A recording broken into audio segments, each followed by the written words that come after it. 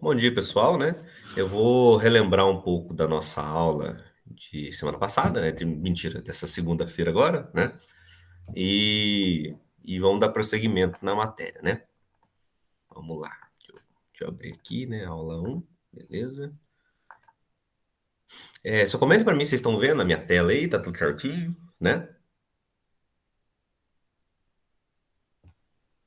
Tudo certinho? Acho que tá tudo certinho. Bom, vamos lá. Bom dia, pessoal. Então, para relembrar um pouquinho da aula anterior, né, da primeira aula que a gente teve, né, eu me apresentei, né, falei que eu me chamava Marcos Paulo, que eu sou engenheiro de controle de automação, né, formado na Unifei, enfim, trabalhei algum tempo como engenheiro na área, né. Bom, eu falei que a nossa disciplina ia ser toda feita pela plataforma, né, do Google Classroom, o código da turma é esse, o link das nossas aulas síncronas é esse que a gente está presente agora, né. Os e-mails com dúvidas são nesses dois e-mails, vocês podem entrar em contato comigo, sem maiores dificuldades. Depois eu vou disponibilizar meus horários para aluno, né?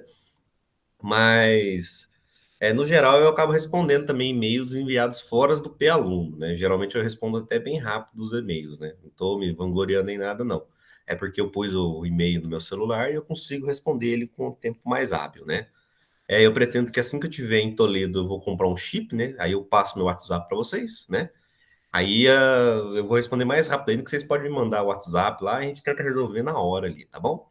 Eu acho que fica mais dinâmico, né? Que já tá no celular, né? Enfim, eu gosto mais dessa dinâmica assim do WhatsApp, né? O e-mail, às vezes a gente demora um pouquinho para responder e-mail, por mais que eu responda e-mails rápido, né? Que tá no celular, mas às vezes é chato de estar pro celular, no WhatsApp já tá tudo ali, né? Bom, eu falei como é que ia ser as nossas atividades avaliativas, né? Eu comentei que a gente vai ter duas listas, um trabalho em grupo e duas avaliações, né? Eu comentei com vocês também que eu sou bem rígido com datas de entrega, né? Ou seja, se a lista um está falando que é para ser entregue dia 3 de novembro, não me entregue no dia 4, ok? Se você me enviar dia 4 é zero, ok? A gente vai trabalhar com essa questão de dead time, né? De prazos finais, né? E são imutáveis esses prazos, né? A gente tem que começar a ter essa noção, né? Porque o mercado de trabalho é isso. Vocês vão trabalhar como engenheiros, né? Mas, afinal, vocês estão estudando para se tornar engenheiros de eletrônica, né? E eu acho que a gente já tem que começar a ter essa noção de prazo, porque vocês farão projetos e tudo mais, né? E se um lado da equipe atrasa o projeto, todo o projeto desanda, né? Não vai para frente, é complicado, né? Então já vamos começar a acostumar com esse negócio de prazo, né? Vamos começar a nos organizar, porque eu sempre respeitei os prazos, então acho que é justo a gente começar com isso, né? Sobre o trabalho um, né? Eu acho que eu já deixei a proposta lá na turma, se eu não deixei, né? Provavelmente foi pessoal difícil, mas eu vou comentar de novo o que que eu quero do trabalho, né? O trabalho vocês poderão fazer em grupo de até 5 pessoas, né? Vai ser um vídeo, vão gravar um vídeo para mim, né? Entre 10 e 15 minutos, né? O ideal seria 12, né? Que tá bem no meio, mas entre 10 e 15 minutos, com no máximo 5 participantes, como eu disse. E é o seguinte: se o grupo tiver 5 participantes, obrigatoriamente 2 pessoas no vídeo têm que falar, né? Se o grupo for feito com menos que 5 pessoas, no caso 4 ou 3 pessoas, apenas um precisa falar, ok? Bom, acho que ficou claro isso, né? 5 pessoas, dois falam. 4 pessoas, um ou dois pode falar. Isso aí é critério do grupo, né? Mas com 5 pessoas no grupo, 2 pessoas têm que falar, né? Ok? Os temas dos vídeos. Eu vou deixar um tema meio que livre, né? Um tema aberto, digamos assim, mas tem que envolver análise de circuitos ou um pouco de eletrônica, ok? E esse vídeo vocês podem fazer o quê? Vocês podem fazer a resolução de um exercício, vocês podem contar a história de alguém que foi importante para a área de análise, no caso vocês podem contar a história de Ohm, de Volt, que por mais que eu comente bem por cima da história dessas pessoas, né? Vocês podem se aprofundar durante o vídeo contando a história, como o Ohm desenvolveu as leis dele, essas coisinhas assim que eu acho legal, né? Ou então vocês também podem pesquisar no Google Escolar, né? Acho que vocês já devem ter usado essa plataforma, que é diferente do Google convencional, né? Vocês digitam lá no Google convencional, Google Escolar, né? Scholar com escrito em inglês, né? E vocês podem fazer pesquisas de artigos científicos, né? No caso, a gente vai fazer pesquisa em bases de dados científicas, né? Diferentemente do Google convencional, que ele pega qualquer site da internet. Já o Google Escolar, não, ele faz pesquisa de artigos científicos que realmente foram publicados, né? TCCs, né? são trabalhos científicos, né? Sim, né? Não é terra plana, né? É ciência mesmo, entendeu? Mas aí vocês podem também fazer o quê? Vocês podem pesquisar artigos científicos, né? Vocês digitam um tema no Google Scholar e ele lista a maioria, tipo, um monte de artigo científico que já foi citado, de autores antigos, autores novos, né? É uma base de dados assim, bacana de pesquisar, né? É tipo essas revistas científicas, né? I3E, que vocês também podem pesquisar, só que essas plataformas de pesquisa são pagas, né?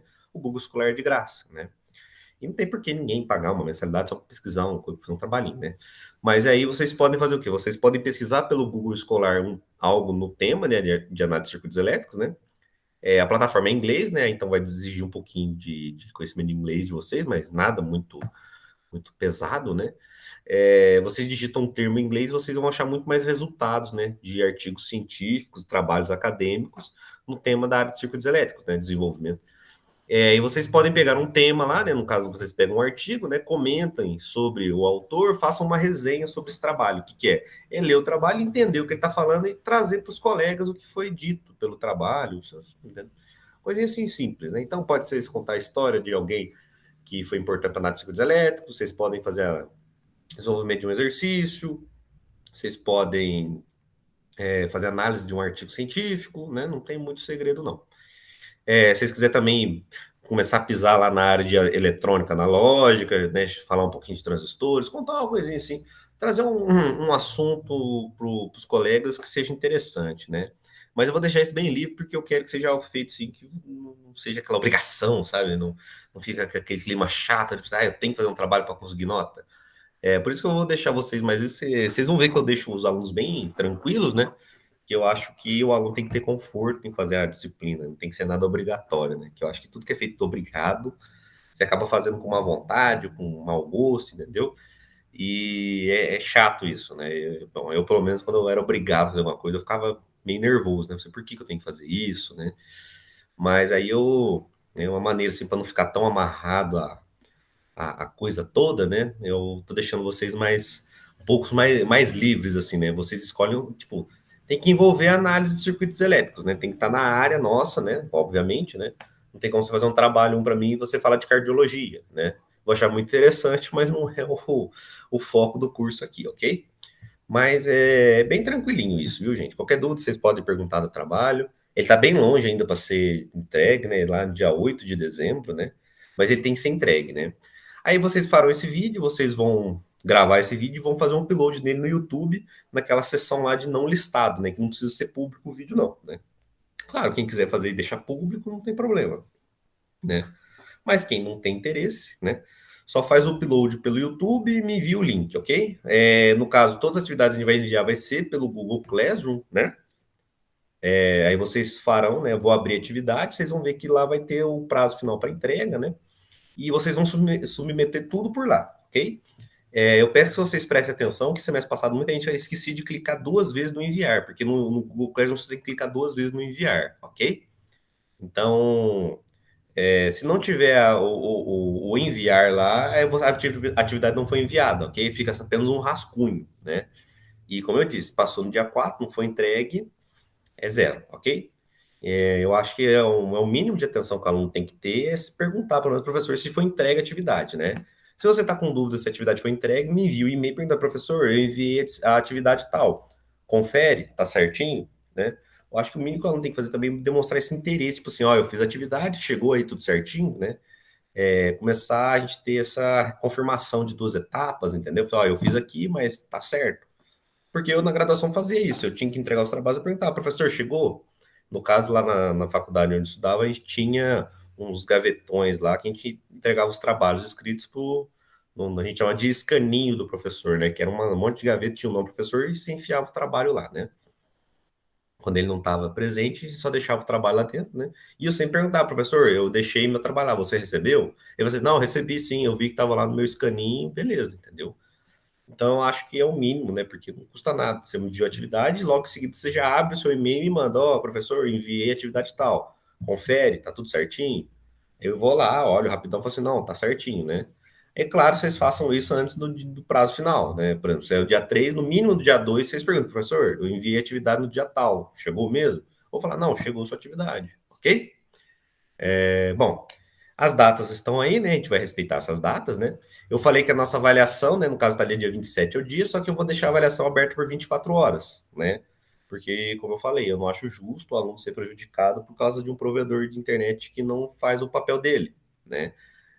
Não faz sentido. Eu quero saber se vocês sabem análise de circuitos elétricos. Eu não quero saber se a sua Oi é boa. Eu não quero saber se a NET te entrega uma internet boa. Então, para evitar esses inconvenientes, que a internet cai, a pessoa fica sem internet, eu deixei um prazo de 24 horas, que é um tempo mais suficiente para vocês, além de fazer a prova, ter tempo de procurar outros locais para me enviar essa atividade, né? Se estiver aqui numa lan house, né, por mais que as lan houses estejam quase extintas, né, mas a gente pode, vocês podem ir numa lan house, vocês podem ir na casa do vizinho, do amigo, então alguém vai ter internet, né? Ninguém vai ficar totalmente mudo para o mundo, né? Então a gente consegue dar um jeito e dentro de 24 horas vocês terão um tempo bem hábil para lidar com essa diversidade aí, ok? Bom, bibliografia vai ser as notas que eu vou gravando, né? Que eu vou deixar gravado, vou deixar tudo lá na disciplina, né? Lá na turma. E o livro que a gente vai usar é esse livro que está no link, que é o Sadico da quinta edição, né? Eu acredito que todos vocês têm acesso à biblioteca virtual, né? E é o livro que a gente vai usar como base, né? Eu, pessoalmente, não sou muito fã desse livro, eu gosto mais do Boi Lestat, né? Só que eu não vi se tinha o Boi Lestat na biblioteca de vocês, né? Mas quem quiser pesquisar por fora, dar uma lida nos capítulos do Boi Lestat, eu acho ele bem mais didático, né? Eu usei muito na minha graduação e gostei muito do, do Boi Lestat, ok? Mas não tem isso não. Vocês podem ler esse do Sadico também, que no final dá a mesma coisa, né? Os avisos que eu trabalho em grupo, né? E as atividades serão entregues todos pelo Google Classroom, ok? É, atividade de entrega fora da data não vai ser considerada, né? Porque, bom, eu esqueci de comentar, não sei se eu comentei, mas eu pretendo deixar, né? No caso, se alguém leu o plano de aula, né, lá eu falei que eu ia disponibilizar a lista a partir do dia 25 de outubro, né? Só que eu pensei melhor, eu acho que vai ser melhor para vocês, né? Porque eu não sei como é que é a agenda de vocês, né? Tem alunos que trabalham, tem alunos que fazem estágio, né? Então eu resolvi postar o quanto antes todas as listas e o trabalho, né? Já deixar a proposta escrita lá na turma. Aí vocês fazem da melhor maneira que lhes convier, ok? Só respeitem o prazo, né? Então, vocês terão mais de 2 meses para fazer a lista um, mais de 2 meses para fazer a lista 2, ok? Porque eu pretendo ainda essa semana ou na próxima já deixar tudo lá na plataforma, né? Aí vocês podem fazer um exercício por dia, se alguém desejar, se alguém já entender o conteúdo, né? E é bem tranquilo, gente. Vocês vão ver que eu sou um professor super tranquilo, né? Eu não quero prejudicar ninguém, né? Eu sei que nesses momentos de pandemia é meio chato esse negócio de EAD e tudo mais, mas é uma maneira também, eu acho que facilita para vocês também, né? Já deixar a lista lá, né, lá na plataforma, né? Porque teve um professor que fez isso na minha graduação e eu gostei muito, porque ele adiantou as listas, né? Eu não tinha feito a disciplina ainda, mas eu já pude começar a me planejar para fazer as listas dele, né? Pesquisando e tal. E eu achei que foi uma dinâmica muito boa. Eu gostei dessa metodologia aí, né? E eu resolvi replicá-la, né? Eu acredito que pode ser bom, né? Porque se um dia você tá assim tranquilo, não sabe, você, eu vou adiantar a lista daquele professor. Eu vou lá e adianto minha lista, né? Sem tranquilo, né? Não precisa esperar até o dia 25, né? Porque como vocês, eu também já fui engenheiro, já fui estudante de engenharia, né? E eu sei que é complicado, que vai chegar uma hora que vai ter um monte de prova, trabalho, tudo vai cair sempre na mesma semana, né? E é complicado isso, né? Então, eu acho que é melhor a gente se planejar previamente, né? E então eu vou facilitar esse lado para vocês também, ok? Vou dar essa colher de chá para vocês aí. E também na aula dessa segunda-feira, eu acabei relembrando um pouco sobre as estruturas dos átomos, né? Isso aí tudo vem de ensino médio, né, gente? Química lá, que a gente vai lembrar que o átomo a gente considera a partícula indivisível, menor partícula da matéria e tudo mais, né? Só que o átomo, a gente sabe que o átomo é composto por elétrons, nêutrons e prótons, a gente sabe que o elétron é composto por partículas menores ainda dentro do elétron, que são compostos por partículas menores ainda, né? Mas para efeitos para nós aqui, a gente vai considerar apenas o elétron, próton e o nêutron, ok? Isso aí é só relembrando mesmo o ensino médio, né? A gente sabe que o hidrogênio ele tem um elétron, um próton e um nêutron, né? A gente sabe que o elétron circula o núcleo do átomo, né?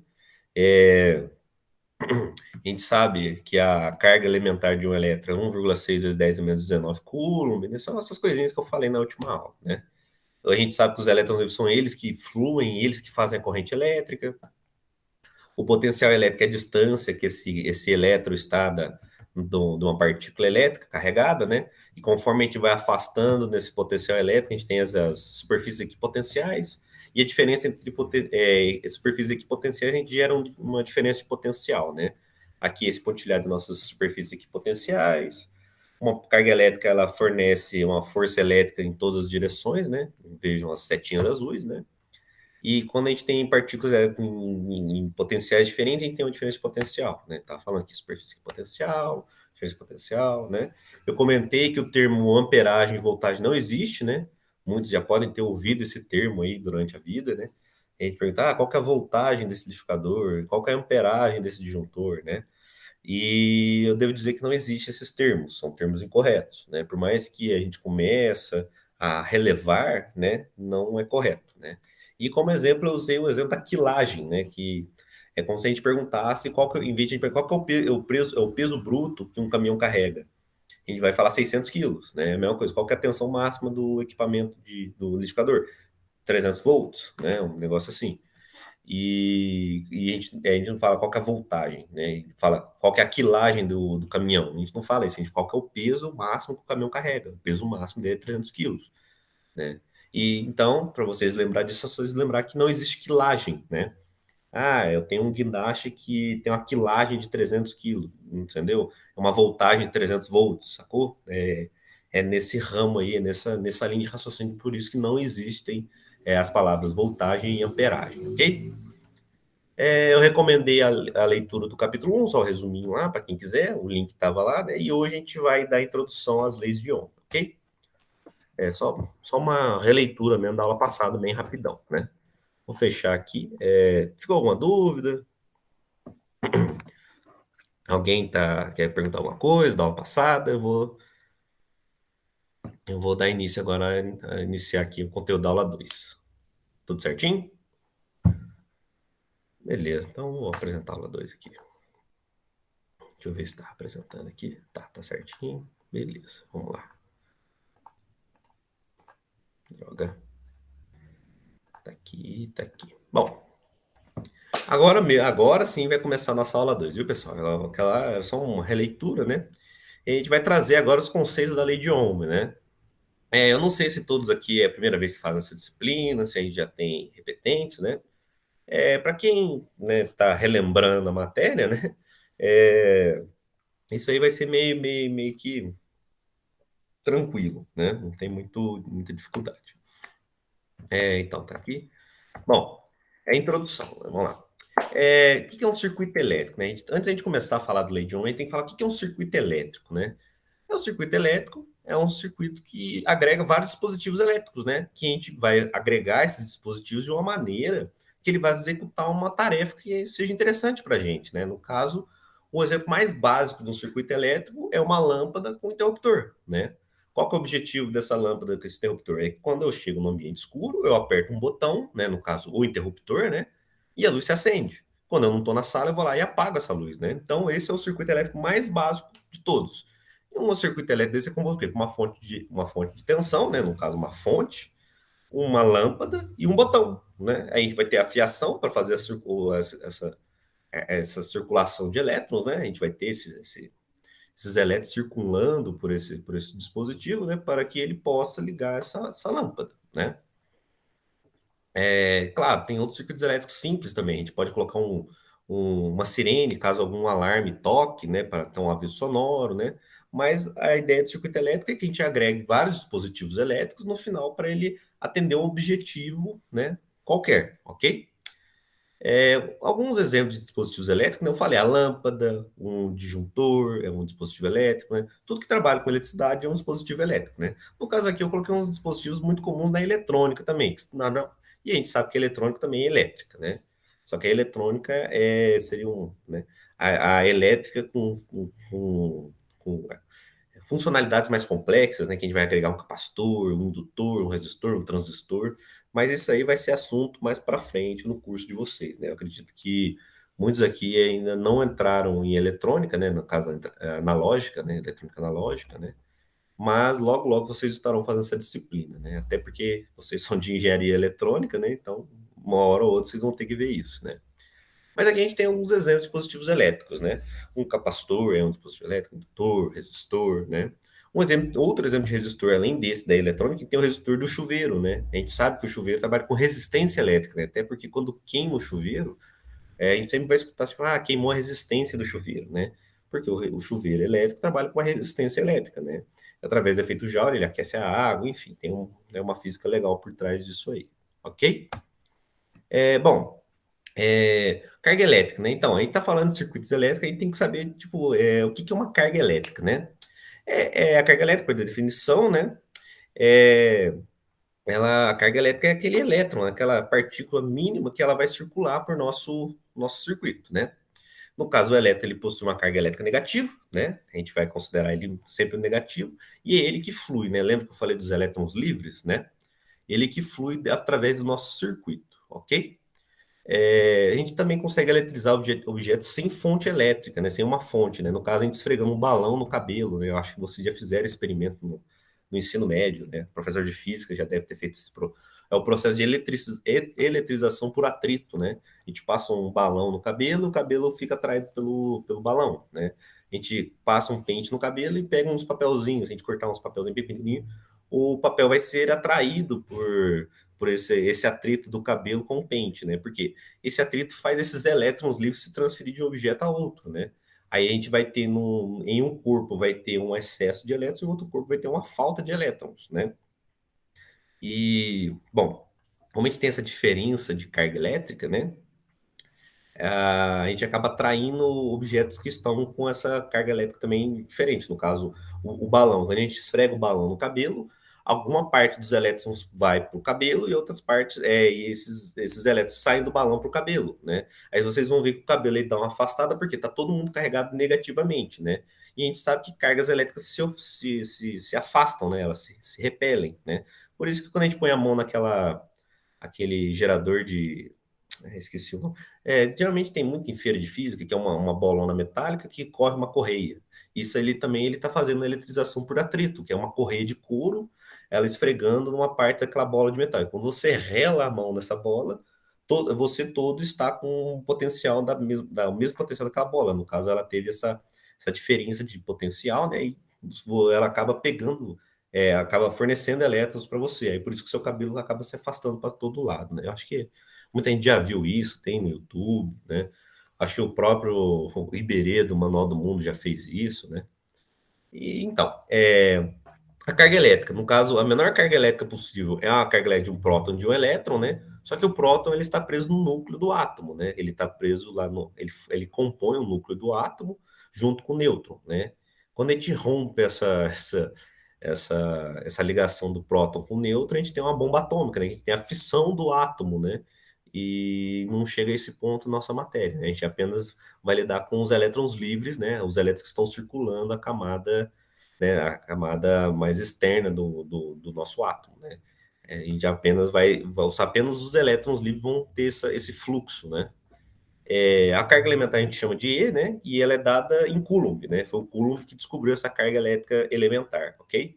Esses conceitozinhos assim, eu não pretendo cobrar na disciplina, né? Isso aí vem de eletrostática, eu acho que, né? Eu só tenho que reintroduzir vocês, que eu acredito que já foi visto isso no ensino médio, né? Mas para quem não viu, só para saber como é que, né? Para embasar a nossa teoria, né? Da onde vem a corrente elétrica e tudo mais, mas a gente não vou cobrar isso, não. Isso aí eu acho que, né? Basta você saber de onde que vem e acho que tá tudo certo, né? Que existem cálculos de quantos elétrons vai dar uma X carga, mas na prática não tem ninguém que calcula, eu quero saber qual que é a carga elétrica de um mol de elétrons, entendeu? Isso aí a gente vai deixar para o pessoal de química, isso aí não vai nos interessar muito, né? Porque o que vai ser interessante para a gente vai ser o ampere, o volt, né? Ohm, que é a unidade de resistência, né? E carga elétrica não vai ser tão interessante para a gente, né? Até capacitores que trabalham com carga elétrica, a gente acaba usando o Farad, né? Que já é a aplicação real do que a gente precisa dessas quantidades de carga elétrica, ok? Mas tá aí por, né, o que a gente tem que comentar, né? Bom, a corrente elétrica. É que nem a corrente elétrica, né? É que nem eu falei, que a gente tem os elétrons livres, né? Que eles estão circulando, a nossa camada de valência desses átomos, né? E quando a gente tem uma diferença de potencial, a diferença de potencial dando um exemplo que a gente pode usar na prática, é quando uma pessoa cai de um prédio. O prédio está no potencial mais alto, né, o alto do prédio, e o chão está no potencial mais baixo. E sempre que uma pessoa pula de um prédio, ela sempre vai sair de um alto, ela vai sair do maior potencial para o menor potencial, né? Isso acontece também na elétrica, né? No caso, o elétron ele vai fluir do lugar de maior potencial para um lugar de menor potencial. Isso aí é óbvio, né? E, bom, o que acontece? A corrente elétrica, ela é composta por um fluxo de elétrons, né? Porque o elétron é o cara que movimenta, né? É ele que está livre nas nossas camadas de valência, né? Nos nossos átomos, ok? Aqui tem a definição matemática do que é um ampere, né? Foi um ampere que definiu esse conceito de corrente elétrica, né? Que é a derivada da carga pelo tempo, né? Só que a gente não vai chegar a esse ponto de ficar fazendo a derivada da quantidade de carga elétrica no tempo, né? Ou coulomb por segundo. Isso aí a gente vai direto fazer a aplicação de ampere, ok? Sentido da corrente, né? No começo, a gente acreditava, né? A gente que eu falo, tipo assim, as pessoas que estudavam, né? Acreditavam que a corrente fluía do positivo da fonte para o negativo, né? Mas fazendo uma análise mais aprofundada, anos depois, né, percebeu-se que como é o elétron que flui, no caso, o elétron ele vai sair de um lugar que tem excesso de elétrons para um lugar que tem menos elétrons, né? Então, a corrente real, o sentido real da corrente, a gente sempre vai fluir do negativo para o positivo, né? Esse é o sentido real, né? Mas o sentido convencional que ficou adotado para análise de circuitos e tudo mais, a gente sempre vai adotar que a corrente flui do mais para o menos, ok? A explicação disso é porque os elétrons, como são eles que andam no circuito elétrico, né? Faz sentido a gente sair de onde tem um excesso de elétrons para um lugar que tem menos elétrons, né? Lembra que eu falei que a diferença potencial, a gente sempre vai sair de um lugar de maior potencial para o menor potencial? No caso de uma pilha, a gente tem o polo positivo e o polo negativo, né? O sentido convencional que a gente vai analisar, por exemplo, se a gente quer analisar a corrente que sai da pilha, passa por uma lâmpada e retorna para o negativo dessa pilha. No caso, a gente vai analisar que a corrente sai do mais, passa pela lâmpada e retorna para o menos, né? Só que a gente sabe que o sentido real é que os elétrons vão fluir de um lugar que tem excesso de elétrons, né? No caso, o negativo, ele está com mais, então tem um excesso de elétrons nessa pilha, e os elétrons vão fluir do menos para passar pela lâmpada e entrar no polo positivo dessa lâmpada, né? E a pilha vai descarregando porque a gente vai chegar a certo ponto que a gente vai ter o equilíbrio desses elétrons, ou seja, o meu negativo vai chegar num ponto que ele não vai ter excesso de elétrons e o meu positivo vai chegar num ponto que ele não tem falta de elétrons, né? A gente chegou no equilíbrio, ok? Por isso que uma pilha descarrega, né? Vamos lá. Acho que tá ficando tudo claro, né? Ninguém me interrompeu ainda, né? Se alguém quiser interromper, fazer uma pergunta, sinta-se livre, ok? Bom, que daí eu falei lá, a corrente elétrica ela é feita pelo fluxo de elétrons, né? E ela surge a partir de uma diferença de potencial, né? Que é a tensão, né? E aqui eu tô falando que 1 ampere é a atividade elétrica, que ela indica a passagem de X elétrons, né? No caso, a definição de 1 ampere quer dizer que passam 6,2 vezes 10 elevado a 18 elétrons, ou seja, é muito elétron passando num condutor, né? Numa seção de fio qualquer, né? Essa é a definição do que seria um ampere, né? No caso, como é coulombs por segundo, né? A gente vai definir que vai ser essa quantidade de elétrons, né? Esses 6,2 vezes 10 elevado a 18 elétrons, né? Esses 10 elevado a 18 quer dizer que é 6,2 mais 18 zeros, né? Tipo, é uma quantidade bem grande de elétrons, né? Beleza. Bom, tensão elétrica, né? A tensão elétrica, ou diferença potencial, foi o que eu disse, é quando a gente tem a diferença desse potencial diferente, a diferença desses potenciais, né? No caso daquele exemplo que eu dei na primeira aula, né? A gente tem uma carga elétrica disposta no espaço, né? E conforme a gente vai afastando daquelas linhas de campo elétrico, né? A gente vai ter uma diferença potencial, né? Essa tensão também pode ser também pode ser definido como trabalho gerado, né? Para movimentar uma carga elétrica, né? A definição do volt é 1 joule, né? Porque é trabalho, né? A gente sabe que joule é trabalho, né? dividido por Coulomb, né? Essa é a definição. Mas a gente também não vai se apegar a isso, porque não tem necessidade, porque eu nunca vou pedir para vocês calcular qual que é a quantidade de joules por Coulomb, entendeu? Nessa disciplina não faz sentido isso para a gente, né? A gente vai sempre trabalhar com volt, com ampere, com Coulomb, desculpa, com Faraday, né? Eu falei com porque o capacitor também trabalha com carga elétrica, só que a gente vai trabalhar diretamente com Faraday, né? Então a gente vai trabalhar com volt, ampere, Faraday, é, é, como é que chama aquele que faz o indutor também é Henry, também a gente vai trabalhar com Henry, mili-henrys, né? Não, mentira, mili-henrys vai ser entrar na parte de eletrônica, pessoal, eletrônica analógica. Mas é o que a gente trabalha, né? Porque como o indutor ele trabalha com campo magnético, a gente tem Tesla por, eu esqueci agora qual que é a definição do campo magnético, mas tem Tesla por alguma coisa, entendeu? Só que a gente vai trabalhar diretamente com Henry, entendeu? É mais fácil, né? Tipo assim, são as nomenclaturas que já fica mais fácil trabalhar, ok? Mas a gente sabe que no fundo é isso, né? O que que é o volt? O volt é o joule por coulomb. O que que é o ampere? É coulombs por segundo, sacou? É isso aí, né? No caso aqui no exemplo, a gente tem um gerador de tensão, né? E todo gerador de tensão ele vai gerar uma diferença de potencial, né? Que nem aquele gerador de, acho que chama Van der Graaf, acho que é isso. Que é aquela bola que você põe a mão, ela deixa você todo eletrizado. É um gerador de tensão, né? No caso, bobinas de um carro, ele também é um gerador de tensão. A gente tem um gerador de alta tensão, né? Uma bobina de carro. Por isso que faz a centelha da vela, né? Quem entende de mecânica, enfim. Bom, então, tensão elétrica é apenas a diferença de potencial, né? Que a gente sempre vai medir a tensão a partir de dois pontos, né? Não tem como a gente medir tensão a partir de um único ponto, a gente tem que ter um referencial, ok? Para ter essa diferença, né? Porque para ter esse conceito de diferença de potencial, a gente tem que ter alguma coisa diferente a quê, né? A gente tem que ter uma referência, a gente tem que ter algo que a gente está medindo, ok? Potência elétrica, né? Ela também é uma grandeza física que mede a quantidade de trabalho, né? No caso, eu falei que o volt era o trabalho, né? E o watt, que é a potência elétrica, ele é o trabalho, né? Ele determina a quantidade de trabalho que eu realizei, né? Em um intervalo de tempo, né? Vocês vão ver que a definição do watt é joule por segundo, né? E é muito parecido, porque o volt é joule por coulomb, né? E aqui a gente tem joule por segundo, né? Então tá bem parecido aí, né?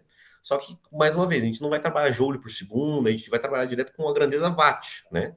Por exemplo, quando a gente paga a conta de luz, né, que ultimamente anda muito cara a conta de luz, né, a gente vem pagar sempre em quilowatts-hora, né? É basicamente isso, a gente está pagando a quantidade de trabalho que a companhia elétrica realizou durante o mês, né? A gente paga essa conta para compensar o trabalho da CEMIG, da Copel, né? No caso aqui eu sou do sul de Minas, aqui é a CEMIG, aí eu acho que no estado do Paraná é a Copel, né? Então, só que a gente não vai trabalhar com joule por segundo, a gente vai trabalhar diretamente com watt, né? Mas o watt vem dessa forma, joule por segundo, ok? No caso, a gente dando um exemplo de watt, né? O que, que seria o watt num circuito elétrico, né? A gente tem uma fonte de tensão, né? Com a tensão maior que zero, né? Nesse exemplo. A gente sempre vai ter uma corrente circulando, né? Em cima de uma carga. Esse resistor, esse símbolo retangular é uma carga, né? Se a gente for com um multímetro, né? O pessoal que está fazendo laboratório comigo, eu vou comentar mais sobre esses equipamentos, né? Mas os equipamentos que a gente vai usar com bastante frequência na área de elétrica é o multímetro, o amperímetro, né, o voltímetro, o watímetro, o osciloscópio, né, são equipamentos que vai ser bem frequente na nossa vida, né? Assim que a gente retornar presencial, eu acredito, né, fortemente que vocês terão uma reintrodução a esses equipamentos, né, porque muitos não tiveram laboratório presencial, né? E eu acho que fica essa defasagem fica muito ruim para os alunos, né? Eu acredito que assim que possível a gente vai ter um laboratório, um apanhadão geral assim, para os alunos, né? Vou até conversar com o coordenador de vocês, né? Que se tiver interesse, os alunos que quiserem realizar essas práticas novamente, né? Só que aí, no caso, eu vou conversar com ele fazendo um jeito que não tenha cobrança, é apenas vai quem quer aprender, né? Que eu acho que fica muito melhor. Tipo assim, que às vezes a pessoa não tem interesse, que ela já viu um time, não tem porquê, né? Obrigar as pessoas a fazerem novamente uma disciplina, né? É apenas para eles ir lá por conhecimento e por vontade própria, ok? Bom, voltando ao exemplo aqui, no caso a gente tem o circuito o exemplo de um circuito mais simples, né, que é uma fonte e uma carga, né? Seria o exemplo da nossa interruptor com a lâmpada, né? No caso, a fonte seria a Copel ou a CEMIG, né? No meio do caminho tem um botão, né? Que quando a gente clica, a gente aperta um botão, ele simplesmente se torna um fio condutor, né? E a carga é a nossa lâmpada, né? E quando a gente aperta para ligar essa lâmpada, o que acontece? A tensão vai aparecer uma tensão em cima da lâmpada, né? E vai circular uma corrente por essa lâmpada. Se a gente pegar essa tensão e multiplicar pela corrente, a gente vai descobrir qual que é o trabalho realizado pela CEMIG, né? Pela Copel, né? E isso a gente, isso a gente chama de potência elétrica, né? Que é a tensão vezes a corrente, né? Ou seja, a tensão e a corrente que passa por essa carga, né, no caso a lâmpada, é a nossa potência elétrica, né? Muitos de vocês, quando já compraram uma lâmpada, vai ver que tem escrito lá, né? Uma lâmpada 20 watts, 40 watts, 60 watts, né? É isso. Quer dizer que, tipo assim, a tensão vezes a corrente que circulou por aquela lâmpada deu 60 watts, né? No caso, a relação direta, a proporcionalidade de tensão e corrente dessa lâmpada é 60 watts, ok? Bom, vamos lá. A definição de potência é dada por VDQ, né? Onde V é a tensão, né? Isso aqui eu só estou comentando que um watt também, por que que ele se torna um volt ampere, ok? Não tem necessidade, não vou cobrar que vocês façam essa derivada, essas derivadas em relação ao tempo, né? Até porque derivada integral, isso aí é para o pessoal de cálculo, né? Eu vou deixar isso aí para o pessoal de cálculo, quem gosta de cálculo 1, né? Pode se deleitar, só que lá na disciplina de cálculo 1, ok? Aqui a gente apenas precisa saber que um watt é um volt vezes um ampere, né? Ou volt ampere, né? Para quem for fazer disciplinas mais à frente, né? A gente vai fazer, quem tiver que fazer máquinas elétricas, análise de circuitos 2, né? Vocês vão ver que a gente tem a parte de potência reativa, né? Que a gente não chama de watt, a gente chama de volt ampere, né? Mas isso é lá para frente que a gente vai começar a abordar tensões alternadas, né? No caso aqui a gente vai trabalhar só com tensão contínua, ok, pessoal? Análise de circuitos 1 é apenas tensão contínua, certo? Na análise de circuitos 2, vocês vão trabalhar com tensão alternada, que é o que chega da CEMIG para a gente, né? A gente trabalha com tensão alternada, né? 60 Hz, né? Acho que você já deve ter visto em algum equipamento elétrico, tá lá, né? 127 volts, 60 Hz, né? Esse 60 Hz é essa variação da forma de onda num período de tempo, ok? Mas aqui a gente não vai entrar nisso, né? Isso aí eu vou deixar para vocês queimarem a cabeça lá em circuitos 2, ok? Análise de circuitos 2. Enfim, aqui eu estou explicando de onde que vem por que que esse watt é isso, né? Mas a gente só precisa aceitar que um watt é um volt vezes um ampere. Eu acho que fica muito mais fácil do que vocês tentarem entender, que é a derivada do trabalho pelo tempo, vezes a tensão, vezes a derivada da carga pelo tempo. Eu acho que isso fica muito maçante e eu acho que só confunde o aluno, ok? Beleza. Bom, as fontes ideais, né? Vocês viram que naquele exemplo que eu dei lá do watt, né? No caso de potência elétrica, a gente tinha uma fonte para fornecer energia para o circuito, né? É claro, não faz sentido a gente fazer análise de circuito sem uma fonte de tensão ou uma fonte de corrente, né? Por quê? Porque se a gente não tem a fonte, não tem circulação de corrente. Se não tem circulação de corrente, não tem nada, né? Eu tenho um circuito parado, né? Então, não tem análise desse circuito, né? E vocês vão ver que a gente considera, nessa disciplina, a gente vai considerar fontes elétricas ideais. A gente não vai considerar que elas têm perdas, que elas não têm taxa, tem a máxima transferência de potência, enfim, a gente vai considerar sempre que a fonte é ideal, né? Ou seja, se uma fonte é ideal, né, ela não diminui a tensão dela conforme você vai aumentando essa carga, né? Na realidade, não é assim que funciona. A gente tem as melhores fontes, né, no caso, as fontes de bancada, que a gente chama, né, são as fontes mais robustas. Por quê? A gente pode colocar cargas pesadas nessa fonte que a nossa tensão não vai se alterar, né, durante o funcionamento dela, né? Um exemplo bem bobo mesmo que a gente pode dar é a bateria de um carro, né? A bateria de um carro é totalmente fora da idealidade de uma fonte, né? A gente imagina que a fonte de uma bateria ela é constante 12 volts, mas não. Quando a gente dá uma partida num carro, por exemplo, eu vou usar muito exemplo de carro, porque acho que é o carro que está no dia a dia de muitos alunos, né? Enfim. Mas quando a gente dá uma partida para o motor funcionar de um carro, né, a gente tem uma bateria lá para girar o motor de arranque, né? Quando a gente dá na partida de um motor, né, a gente fecha o contato dessa chave, que ela vai fechar o contato do bens lá no motor de arranque e vai fechar o circuito e vai fazer o motor de arranque girar, porque o motor de arranque é um motor elétrico, né? Só que esse motor elétrico ele tem uma corrente tão alta que se a gente medir a tensão em cima dos polos da bateria, quando a gente ativa esse motor de arranque, a tensão cai para 5 volts, 4 volts, dependendo. Quando é uma bateria muito boa. Se é uma bateria ruim, ela vai cair para 1 volt, né? Por quê? A carga de motor de arranque é muito pesada para a bateria, né? Por isso que as baterias de carro são muito pesadas, elas têm que aguentar um pico muito alto de corrente num pequeno espaço de tempo, né? Enfim, são várias particularidades da bateria de um carro, né? E ou seja, a bateria já, essa bateria de carro já prova para a gente que as fontes não são ideais na vida real, né? E é a mesma coisa se a gente testar uma fonte de um celular. Se a gente colocar uma fontezinha dessa de celular para carregar e colocar uma carga muito pesada, né? Que no caso, se você pegar um carregador de celular, você vai ver que ele lá é 5 volts, 500 miliamperes, né? Se eu colocar uma carga que puxa uma corrente muito maior que 500 miliamperes, vocês podem ver que a tensão certamente vai mudar. Não vai mais fornecer 5 volts na saída. Se você medir a tensão dessa fonte, vai estar 4,5, vai dar 3, né? E se você fechar curto, essa tensão ela vai zerar e você pode queimar sua fonte. Mas isso aí eu vou explicar mais para frente no curso, para vocês entenderem esses curtos-circuitos e tudo mais, né? Fonte de corrente são fontes de corrente que elas fornecem corrente independente da tensão, né? Ou seja, uma fonte de corrente, se eu configurar minha fonte de corrente para ela fornecer 5 amperes, não importa a tensão dela, ela sempre vai fornecer 5 amperes, né?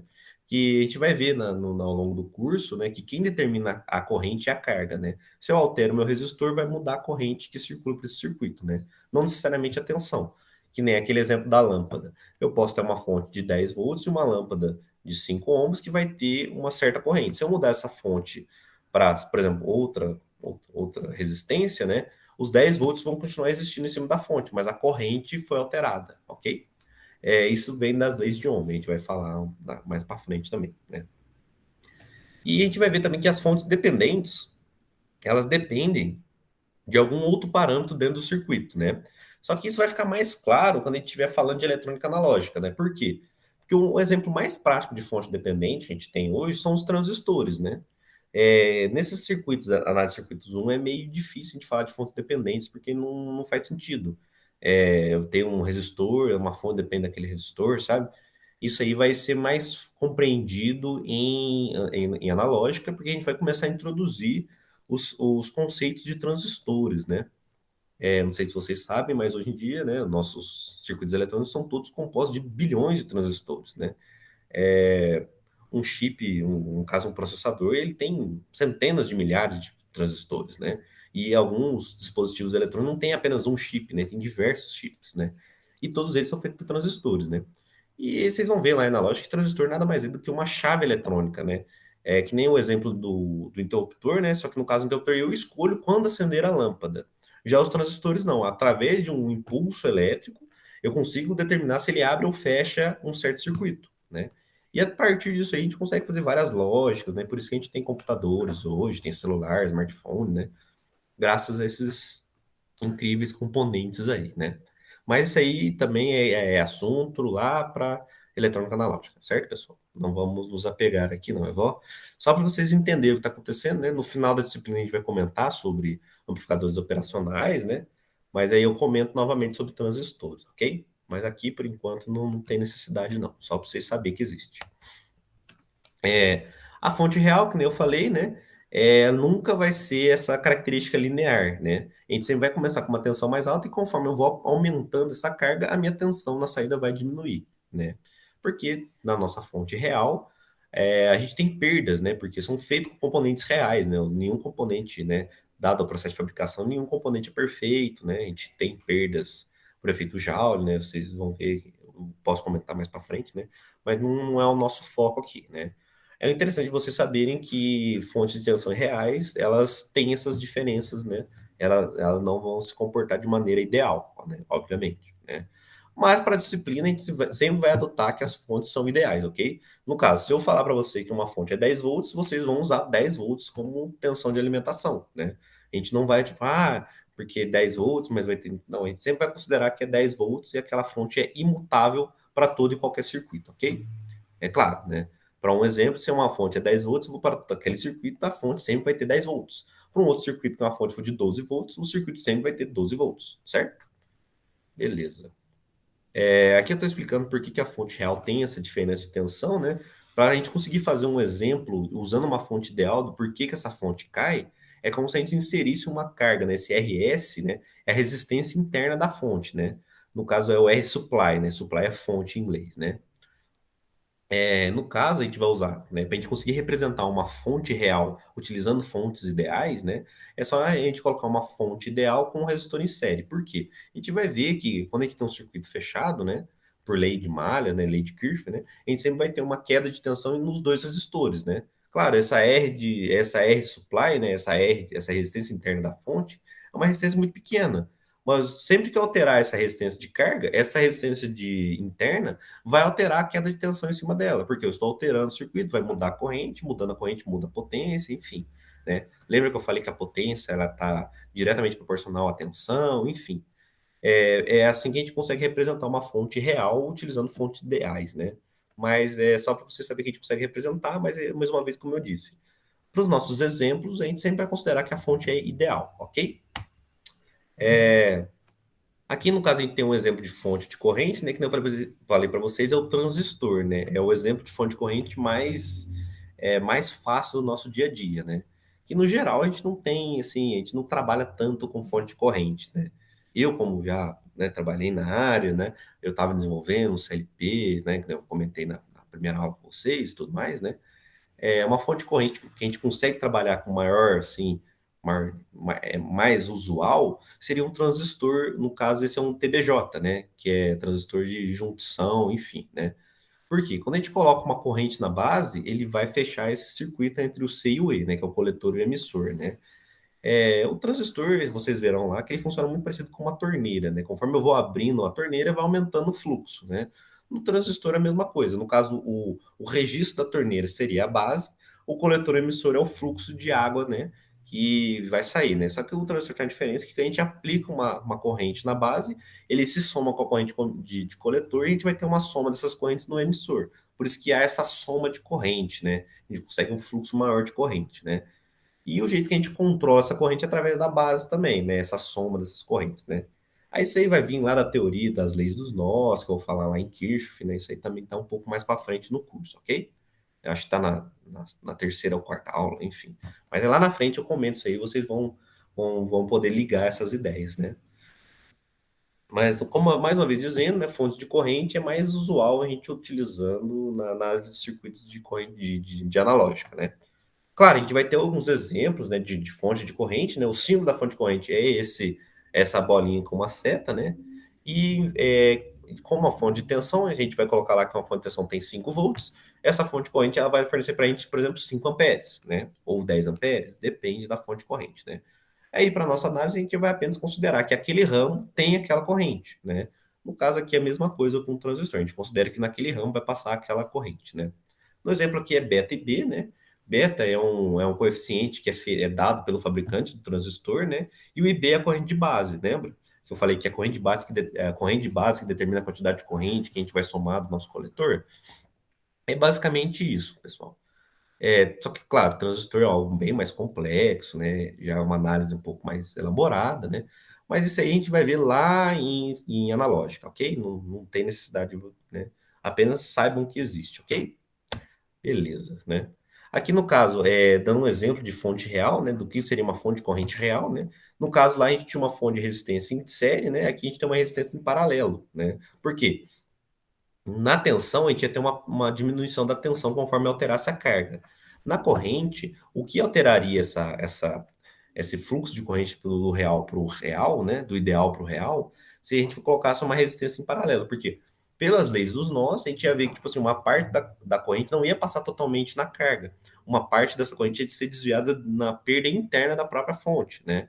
Que no caso a gente vai ter uma corrente circulando nessa primeira malha, né? Que é a malha que está dentro do quadrado azul, né? Que está circulando esse RS, né? E o restante da corrente está passando por IL, né? Claro, conforme a gente altera essa resistência de carga, vai mudar essa relação, porque tudo é diretamente proporcional, então uma está atrelada ao outro, ok? Beleza, né? Sobre essa associação de fontes, né? Como eu disse, para a disciplina, a gente sempre vai considerar que as fontes são ideais, né? A gente não vai ficar considerando que elas têm perdas, né? E pode chegar em algum momento, né, que a gente vai fazer uma análise, e a gente tem duas fontes em série, né? E fontes de tensão em série é a coisa mais simples do mundo, né? Se ele tem duas fontes em série, apenas eu devo somar as tensões para gerar uma tensão equivalente, né? Uma fonte de tensão equivalente única, né? No exemplo aqui, a gente tem o quê? A gente tem uma fonte de tensão em série uma de 10, uma de 6 e uma de 2, né? No final, a gente pode condensar essas três fontes em uma única fonte de 18 volts, né? E, claro, você pode perguntar, mas se eu tiver uma fonte invertida? A regra continua valendo, né? Por exemplo, no caso aqui, eu tenho uma fonte de tensão de 4 volts, uma de 9 volts, uma de 3. Só que temos que nos atentar ao sentido das fontes, né? A simbologia da fonte, né, no caso essa simbologia, que eu acho que é a simbologia europeia, a gente tem duas barras, né, uma barra maior e uma barra menor. A barra maior é sempre o lado positivo da fonte, né? O que a gente tem que analisar, então, no exemplo de baixo? É o sentido das fontes, né? Em cima a gente viu que os três estão no mesmo sentido, a corrente, né? A gente tem mais, menos, mais, menos, mais, menos. Ou seja, a tensão positiva sempre está entrando na tensão negativa da próxima fonte. Ou seja, as três fontes estão em série, né? Elas não estão em paralelo, elas estão em série, e uma está entrando na outra. Então, o fluxo está sempre seguindo a gente tem uma cadência, né? Um fluxo, né, certo, né? No exemplo de baixo, se a gente vê, ó, a gente tem o 4 volts, a gente tem o 9 volts no sentido contrário e o 3 volts no sentido contrário também, né? Se a gente for, a gente pode escolher arbitrariamente um sentido, né?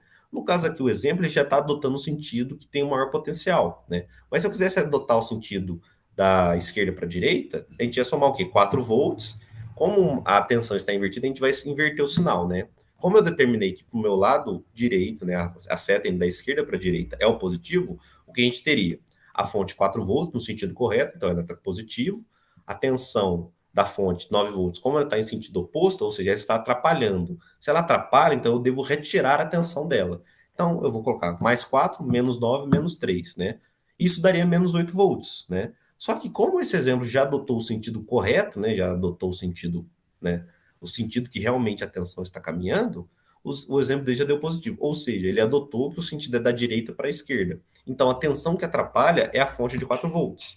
Então, para essa análise, vai ser menos 4 volts, mais 9, mais 3, que continuou dando os 8 volts. Claro que no sentido, a gente tem que se atentar a isso, que o sentido agora é o quê? Da direita para a esquerda, ok?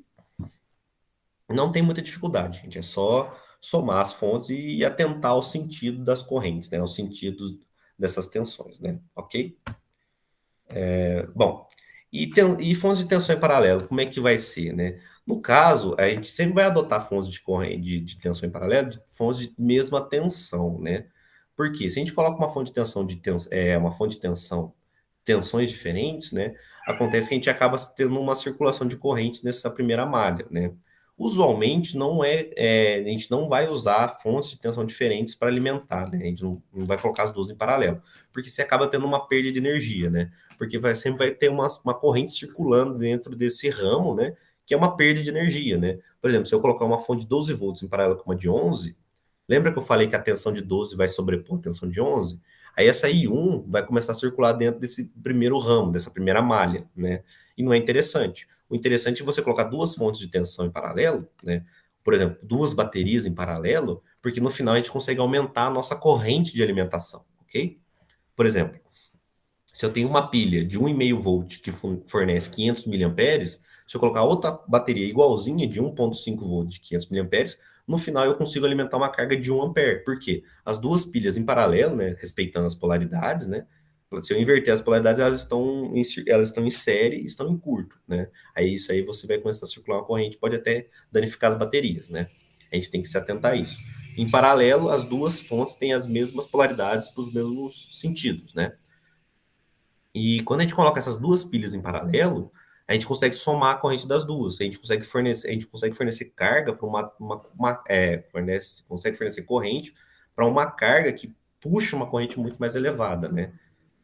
No caso, se a gente tem um circuito que puxa muita bateria, se a gente coloca outra bateria igual, ela passa a durar mais tempo, né? Eu acho que alguém já deve ter feito isso. O controle, por exemplo, quando o nosso controle começa a falhar, a gente troca a bateria por uma bateria carregada, né?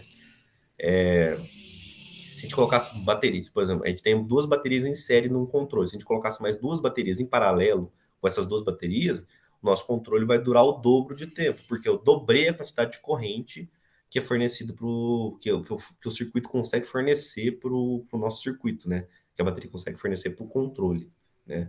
Para isso que a gente usa duas fontes de tensão em paralelo, ok? No caso aqui, ó, como o objetivo das duas fontes de tensão em paralelo é aumentar a corrente, a gente pode fazer a mesma coisa para as fontes de corrente, né? No caso aqui eu estou dando um exemplo, né, que tem duas fontes de corrente paralelas, né, e no final eu apenas somei as duas correntes, né. Lembra que eu falei para a gente adotar o sentido? No caso, a gente tem 6 amperes do sentido de baixo para cima e 10 amperes do sentido de cima para baixo. A gente pode converter essa fonte para apenas uma única fonte de corrente com sentido para baixo de 4 amperes, porque é 6 menos 10. Como o sentido, claro, se eu adotar o sentido de baixo para cima como positivo. Só que como deu menos 6, então, obviamente, meu sentido está invertido, ok? Aí vocês podem me perguntar, tá, mas por que você não comentou então de fontes de corrente em série? Vocês vão ver lá um pouco mais para frente das leis de nós de Kirchhoff, né? Que um corrente, a mesma quantidade de corrente que entra no nó é a mesma corrente que sai, né? Se porventura eu colocar duas fontes de corrente em série de valores diferentes, né? Essa lei vai acabar sendo ferida. Por quê? Se eu tenho um nó que está entrando 6 amperes, não tem como ele sair desse nó 7 amperes, né? Veja que no exemplo que eu estou dando aqui, é uma fonte de 6 amperes, um nó A qualquer, e na fonte seguinte tem 7 amperes. Mas não faz sentido se está entrando 6 amperes no nó A e vai sair 7, ou seja, de onde está criando esse outro 1 ampere, não é? Então, para não ferir essa lei, né? Claro, tem como a gente fazer, existe análise, né? Vocês vão ver que, como as fontes não são ideais, são reais, né? Acaba tendo uma perda interna que acaba sendo 6 amperes todo esse ramo aí, né? Acaba circulando uma corrente, né? Essa fonte de 7 amperes acaba tendo uma corrente de circulação contrária, né? Pode acabar danificando a sua fonte em série, enfim. Não faz sentido a gente colocar duas fontes de corrente em série, ok? Apenas vamos aceitar que a gente não vai usar isso nos circuitos elétricos 1, certo? Para analógica, aí vai caber uma análise diferente, que a gente vai colocar transistores, né? Aí muda totalmente essa análise dessa maneira, né?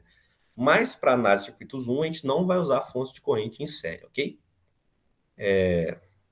Tá vendo? Aqui eu estou explicando porque o nó A não tem como 6 amperes sair, entrar 6 e sair 7, não existe, né? Mas caso a gente queira, né, a gente teria que converter, né, desculpa, caso a gente queira colocar duas fontes de corrente em série, a gente tem que fazer uma conversão de fontes, né, tem que passar essa corrente essa fonte de corrente para fonte de tensão, né, que aí que tem até a conversão aqui, ó. No caso aqui eu estou explicando que a conversão dela a gente vai colocar. Lembra que tem a tensão e resistência, a gente vai fonte de tensão vai ser uma resistência em série, fonte de corrente vai ser uma resistência em paralelo, né? A relação é E sobre R, né? A gente vai ver em leis de Ohm, mas eu vou comentar as leis de Ohm daqui a pouquinho, né?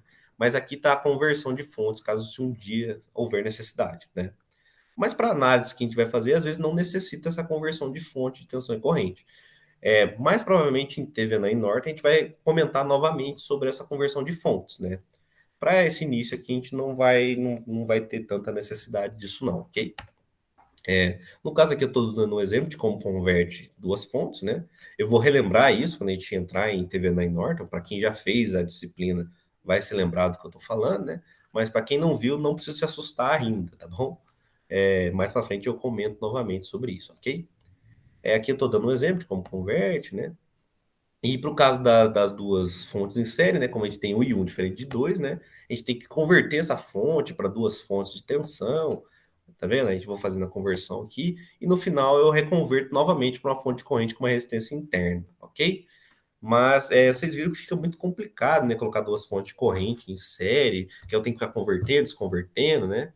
Enfim, aí tem um teorema por trás disso, de como chegou nisso. Quem chegou nisso, na verdade, foi o Millian, né? A gente chama de teorema de Millian, né? Ele que propôs essa conversão de duas fontes para esse problema, né? Porque a gente tinha duas fontes de corrente em série, mas um nó no meio deles não estava respeitando essa, essa lei dos nós de Kirchhoff, né? E ele propôs todo esse estudo aí de como resolver esse problema, de como conseguir colocar duas fontes em série, ok? Mas não se preocupe, a gente não vai cobrar isso, é só para vocês saberem que existe, tá bom? Que existe como a gente converter de uma fonte de corrente para uma fonte de tensão, né? A gente converte, claro, para análise, né, para facilitar a nossa análise, né, porque na realidade você não vai fazer essa conversão. É apenas para fins de cálculo, né? Porque fica mais fácil, dependendo. Às vezes é mais fácil trabalhar com fonte de tensão, né? No geral, é mais fácil trabalhar com fontes de tensão do que fontes de corrente, né? Mas aí a gente acaba convertendo para facilitar nossas análises, tá bom? No caso aqui, eu estou comentando ainda sobre o teorema de Millian, né? Que ele está aplicando lei de Ohm, né? A teorema de Millian é a aplicação de lei de Ohm, praticamente, né? E no final a gente tem essa nova fonte, né? Bom, agora a gente vai começar a entrar nas leis de Ohm, né? Mas para entrar em leis de Ohm, eu tenho que comentar o que que é um resistor, né? Porque quem já viu o resistor sabe que ele trabalha a unidade dele em ohms, né? O resistor de 5 ohms, 10 ohms, né? Por exemplo, se você vai comprar um alto-falante, você vai ver que ele tem um alto-falante de 4 ohms, 8 ohms, alto-falante de 2 ohms, né? É a mesma coisa, né? E resistores, né, são componentes elétricos, né? Componentes eletrônicos, né? E a função dele é limitar o fluxo de cargas elétricas, né? E como que ele limita? Ele converte essa energia elétrica em calor, né? Ele dissipa em forma térmica, né? Por isso que o nosso chuveiro, a gente utiliza uma resistência, né? Porque a gente passa uma corrente por esse resistor, ele aquece o resistor e aquece a água, né? Aí a gente tem o nosso banho quentinho, né? Por quê? Porque o resistor está convertendo esse fluxo de corrente em perda Joule, né? A gente vai chamar isso de perda Joule. Esse aquecimento é chamado de perda Joule, né? Porque eu estou fornecendo trabalho em cima desse resistor e ele devolve aquecendo, né? Ele fica aquecido, né? Aí esse aquecimento não tem para onde ir, ele acaba indo para a água. Aí a água aquece e a gente toma um banho quente, né? Bom, como a gente vai começar agora a falar sobre análise de circuitos elétricos, a gente tem que começar a ter experiência, né? A gente começar tipo, a enxergar a simbologia dos nossos circuitos, né? Que no caso, a gente vai fazer análise de esquemas, de esquemáticos elétricos, né? Somente na área de engenharia, quem for trabalhar nessa área de desenvolvimento de projeto e tudo mais, né? A gente vai ter que fazer esquema elétrico, vai ter que saber ler esquema elétrico, né? Então a gente tem que começar a ter noção da simbologia, né? No caso, vocês viram ali que eu passei por alguns exemplos de circuitos elétricos, né? E alguns exemplos eu usava esses dois símbolos para fonte de tensão, ou as duas barras as duas barrinhas, né? Onde a barra maior é o positivo e a barra menor é o negativo, ou a gente tem esse símbolo que é um círculo com mais e menos, né? No caso, aqui a gente pode adotar as duas nomenclaturas, né? As duas barras é uma nomenclatura europeia e a bola circulada é uma nomenclatura americana, se não me engano, né? Fonte de corrente não, a fonte de corrente para os dois casos é a mesma, é sempre uma bola com uma seta apontando o sentido da corrente, né? Um símbolo de fonte de tensão controlada e fonte de corrente controlada é um losango, né? Não vai ser tão usado pela gente, né? Mas caso um dia vocês se deparem com esse símbolo, saiba que é uma fonte de tensão controlada, ou seja, em alguma outra parte do circuito, a tensão dessa fonte vai depender de um outro componente, né? Às vezes é um resistor, às vezes é um transistor, às vezes é um capacitor, né? Tudo depende, né? Mas aqui para a gente não vai ser tão usual. E o mesmo exemplo disso é a fonte de corrente controlada, que algum outro componente vai alterar essa corrente que circula por essa fonte, ok? A simbologia de resistor, né? Vocês viram que eu usei um desenho retângulo lá quando eu falei carga, né? Essa simbologia é do modelo europeu, né? E a resistência também, que vocês podem ver que é um serrilhado, né? Também usamos esse exemplo em algumas fotos passadas, né? Esse exemplo é da nomenclatura americana, né? Se acostume a esses dois tipos de nomenclatura, porque às vezes vocês podem ter acesso a um livro que adota uma certa metodologia, um outro livro adota outra, mas no final é a mesma coisa, né? O símbolo de resistor é um símbolo de resistor, um símbolo de fonte é uma fonte, né? É apenas a gente ter essa, essa noção do que é fonte, o que é resistor, para a gente conseguir fazer a análise, né? Mas no final é a mesma coisa, a gente vai acabar analisando o resistor como resistor, não importa o desenho, né? Mesma coisa para a fonte vai ser uma fonte independente do desenho, né? E também vocês verão esse símbolo do GND, que é o terra, né? Que lembra que eu falei que toda diferença potencial a gente tem que ter um referencial, né? No caso aqui é a mesma coisa, a gente sempre tem que referenciar alguma coisa, né? Para a gente medir se algo é grande ou pequeno, a gente tem que ter uma referência, né? Aquela pessoa é grande, mas com referência a quê? Ela não é grande perto de um prédio do World Trade Center, né? No caso, o World Trade Center caiu, né? Do Empire State Building. Aquela pessoa não é grande comparado ao Empire State Building, né? A gente tem que ter uma referência, né? Por exemplo, mas essa pessoa é grande comparado com uma pessoa de baixa estatura. Essa pessoa ela é alta, né? Porque a referência é uma pessoa de baixa estatura, né? Então tudo a gente tem que ter uma referência, né? Não faz sentido, né? Fica tudo muito vago, né? Então a referência é para isso. A gente tem que saber que uma tensão é alta, uma tensão é grande, pequena, a partir de uma referência, ok? Bom, agora sim a gente vai falar sobre Ohm, né? Que é o George Simon Ohm, né? Ele nasceu em 787 e morreu em 54, 1854, né? Ou seja, já faz um tempinho aí, né? Ele foi um físico e matemático, né, alemão, e ele desenvolveu um novo conceito de resistência elétrica, né? Ele que foi fazendo os estudos, ele viu que a resistência ela variava, né? No caso, ele viu que a gente aplicando uma corrente em um certo elemento, a tensão variava, e ele viu que tinha uma certa linearidade com os experimentos dele, e ele propôs um estudo, propôs umas contas lá, né? E foi a partir disso aí que ele desenvolveu as leis de Ohm, né? É, infelizmente, isso só foi reconhecido após a morte dele, né? Que onde um congresso dos engenheiros eletricistas, né? Que decidiu dar a Ohm todas as unidades de resistência elétrica, né? Que eles viram que realmente o que ele fez de estudo dele tinha utilidade, que era muito importante, né? Viram que foi uma coisa muito boa que ele desenvolveu do estudo dele, né?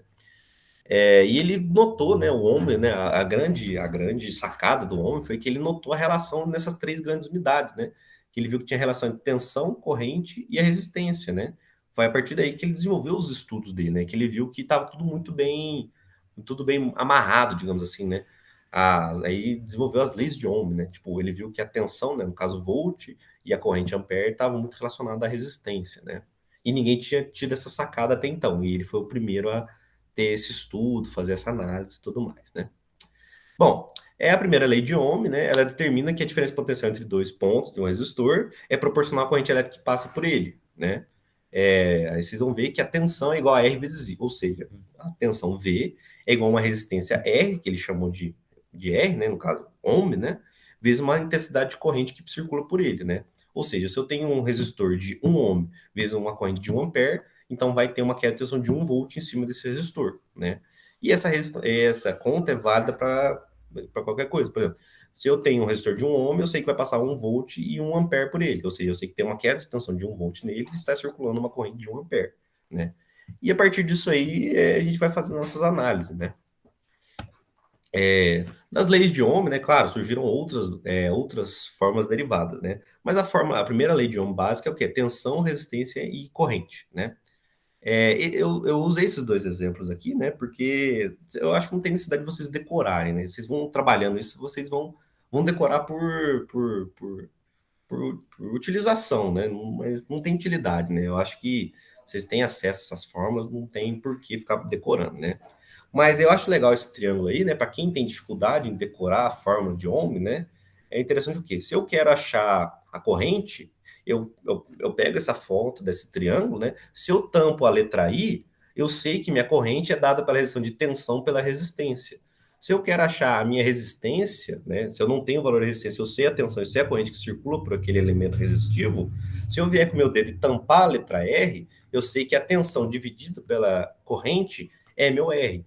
E se eu não tenho a tensão, eu tenho a resistência e tenho a intensidade de corrente que atravessa esse resistor. Mas eu quero saber qual que é a tensão que cai em cima desse resistor. É só eu tampar a letra V e eu sei que é R vezes I, né? Eu achei muito interessante esse triângulo, né? Que facilita muito para os alunos que têm dificuldade de decorar a lei de Ohm, né? E a foto que a gente tem do lado, né? É a lei de Ohm, sim, aplicada com potência, né? Que lembra que eu falei que potência é tensão vezes corrente? Então, aí tá tudo bem atrelado, tá tudo bem amarradinho. No caso aqui, essas duas fotos, temos todas as formas que a gente vai trabalhar nessa disciplina, né? Que a gente tem P por V, a corrente, né? Ou seja, se eu tenho uma potência que circula por aquele resistor dividido pela tensão que tem em cima desse resistor, eu sei a corrente que circula por esse resistor, né? Enfim, aí esse círculo, né, disposto em quatro quadrantes, né, eles têm todas as formas que a gente pode utilizar durante nossa análise de circuitos elétricos, né. Eu acho que é interessante, né, as pessoas terem, vocês aí, como farão a disciplina, né, vocês podem ter usar essas formas aí, eu não vejo dificuldade nisso não, né. Eu acho que toda ferramenta é útil para análise de circuitos, né, não só para análise de circuitos, né. Eu acho que o professor não tem que dificultar a vida do aluno, né.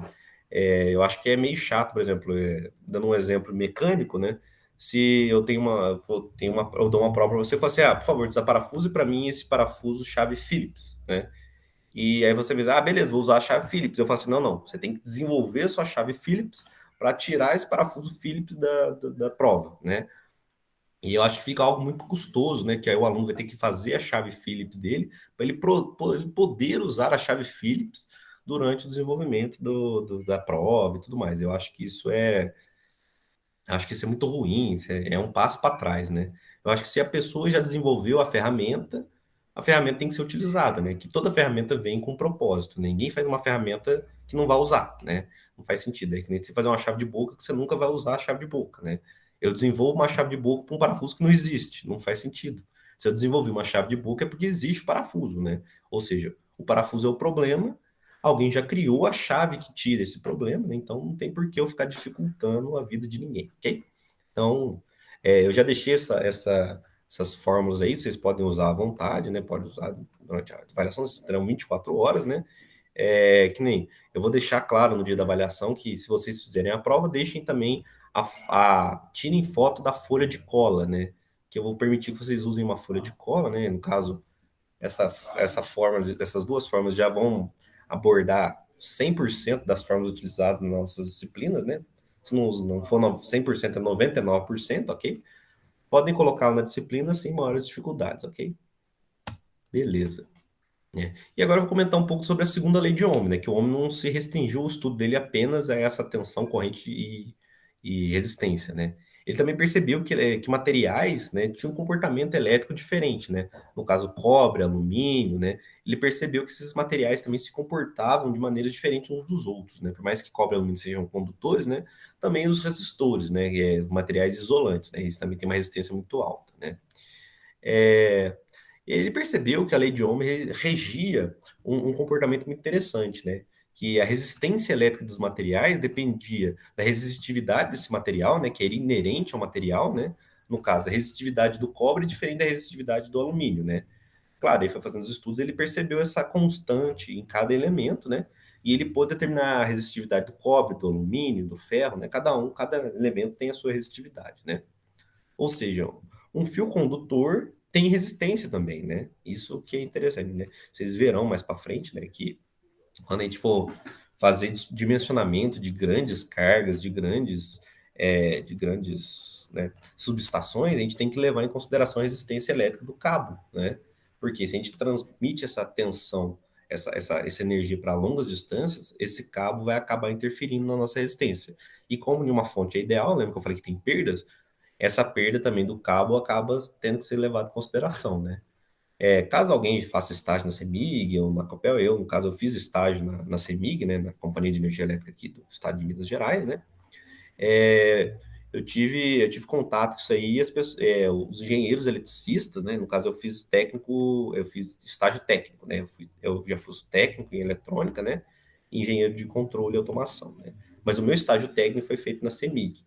E lá os engenheiros eletricistas tinham que levar em consideração a distância dos quilômetros e quilômetros de cabos, né? Tinha que levar todo isso em conta, né? E não sei se vocês sabem, essas torres de alta tensão, os cabos são feitos de alumínio. Por quê? O alumínio possui uma resistividade ôhmica, no caso, ohms por metro, muito menor do que o aço, né? Por isso que não são cabos de aço. No caso, os cabos que transmitem essa energia a longas distâncias são feitos de alumínio, porque é o alumínio que possui uma das menores resistências, né? A menor resistividade, né? O menor material. No caso, o menor de todos é o cobre, mas o cobre também possui resistividade, né? Bom, mas eu estou divagando muito, né? Mas a segunda lei de Ohm diz que o que? A resistência elétrica final, né, de um elemento, né, vai ser dada por a resistividade desse elemento, que é dado pela letra Rho, grega, né, a letra Rho, né, esse Pzinho é Rho. L é o comprimento, né? Ou seja, se eu tiver um cabo muito longo, vai ser maior essa resistência. Faz sentido, né? Que como é ohms vezes metro, né? Ohms metro, né? Ou seja, digamos que o cobre tem uma resistência de 2 ohms metro, né? Ou seja, em 1 metro eu vou ter 2 ohms, em 4 metros eu vou ter 4 ohms, né? É proporcional, né? Só que, conforme eu aumento essa seção, a área do condutor, ou seja, a seção transversal, é se eu pegar um cano e cortar ele no meio. Aí, se eu pegar e olhar essa parte do círculo, essa área é a minha seção transversal, né? Ou seja, ele viu que quanto maior a área maior a seção transversal de um condutor, essa resistência diminuía, né? E ele, a partir dos estudos dele, conseguiu determinar que a resistividade, né, a resistência elétrica, é dada por ρL por A, né? ρL por A, ok? Essa é a segunda lei de Ohm, né?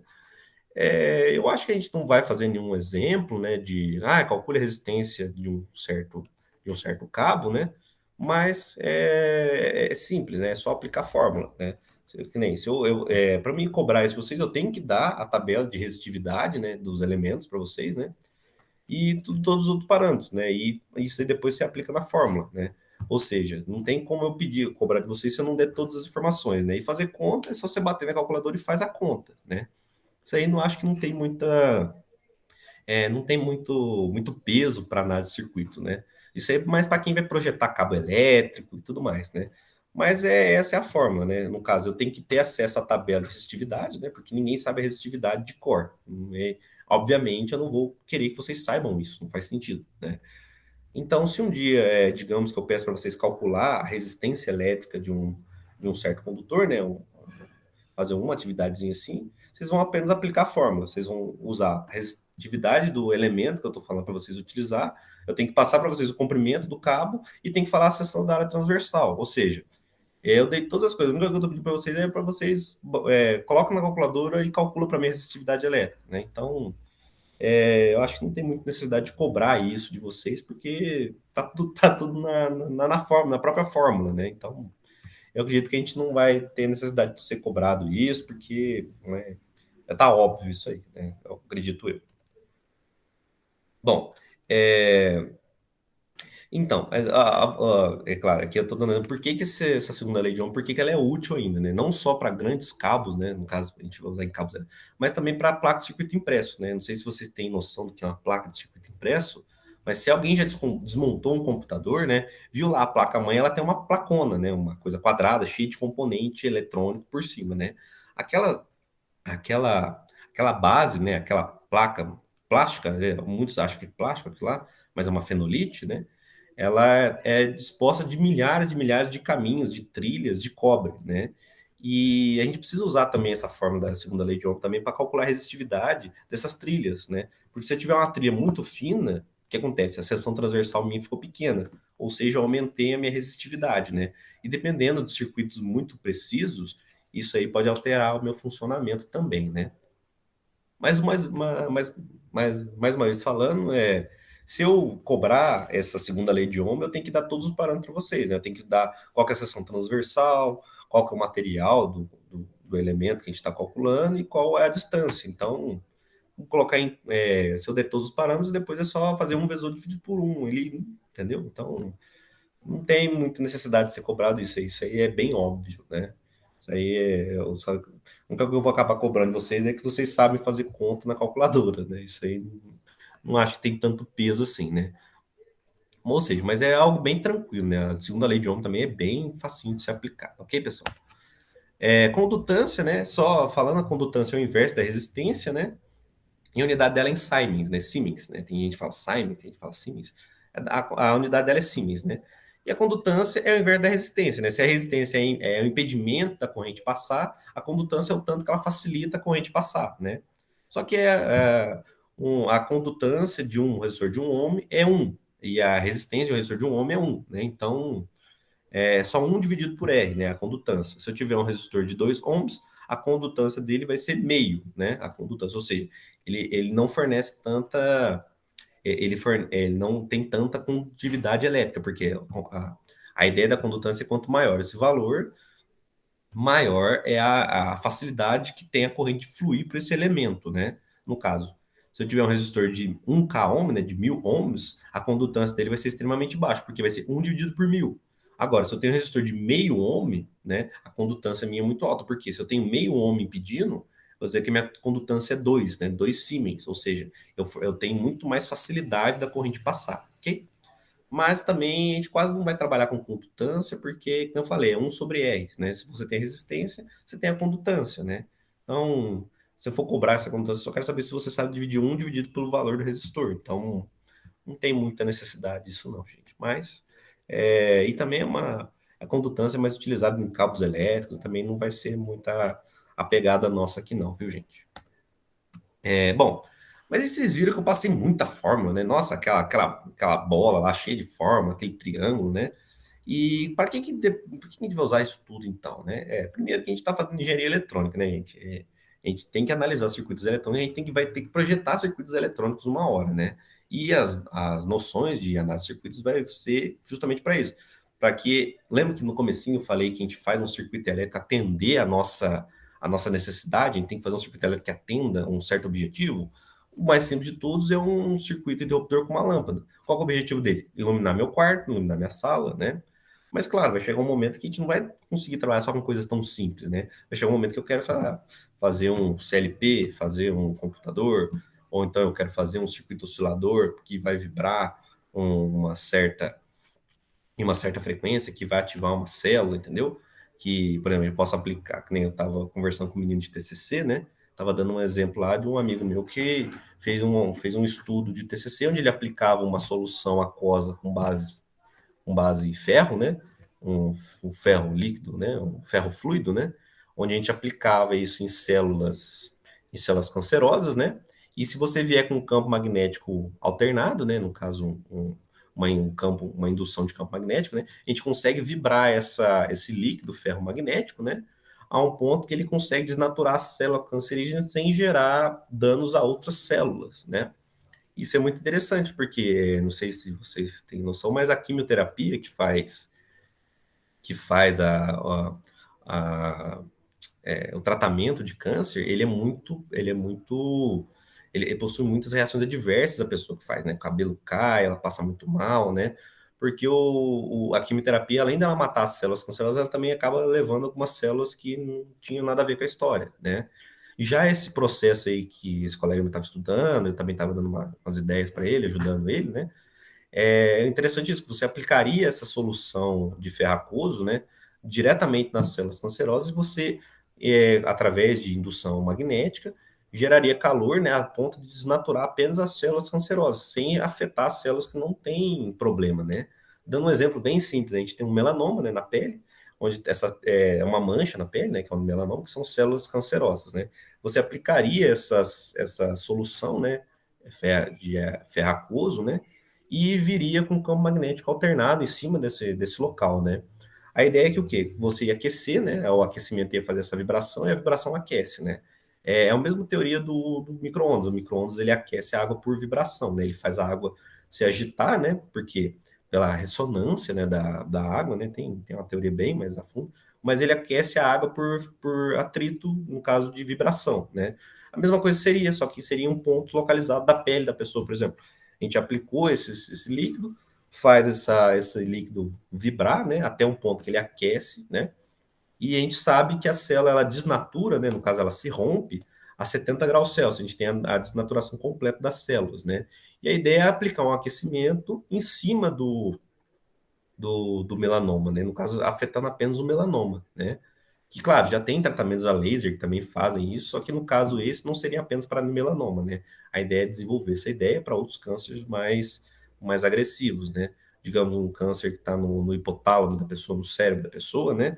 Ultimamente, as maneiras atuais de retirar um câncer no cérebro é arrancando todo o material, né? E tirando o material em volta, ou seja, você tira um pedaço do cérebro da pessoa, né? E se a gente conseguisse fazer uma maneira que apenas as células afetadas fossem retiradas, né, ia ser muito melhor, né? Mas enfim, isso aí é só uma ideia do que a gente pode aplicar nas circuitos, né? A gente vai desenvolver um circuito eletrônico que faz essa vibração desses líquidos, né? Ou seja, tudo tem análise de circuitos para todo equipamento elétrico e eletrônico, né? O que mais que a gente pode utilizar essas formas? Dimensionar sistemas de proteção, né? Muitos já podem ter visto que quando você às vezes está tomando um banho muito quente, às vezes cai o disjuntor, né? Todo mundo assim, caiu o disjuntor, né? Mas para que serve esse disjuntor, né? Muito provavelmente vocês terão a disciplina de sistemas de proteção, né? Principalmente o pessoal de elétrica vai ter isso, né? Vocês têm que fazer o sistema de proteção. Por quê? A gente tem que ter disjuntor para proteger o sistema elétrico, né? Porque se fechar um curto, pode pegar fogo na instalação elétrica, né? Eu vou comentar nas próximas aulas por que isso ocorre, né?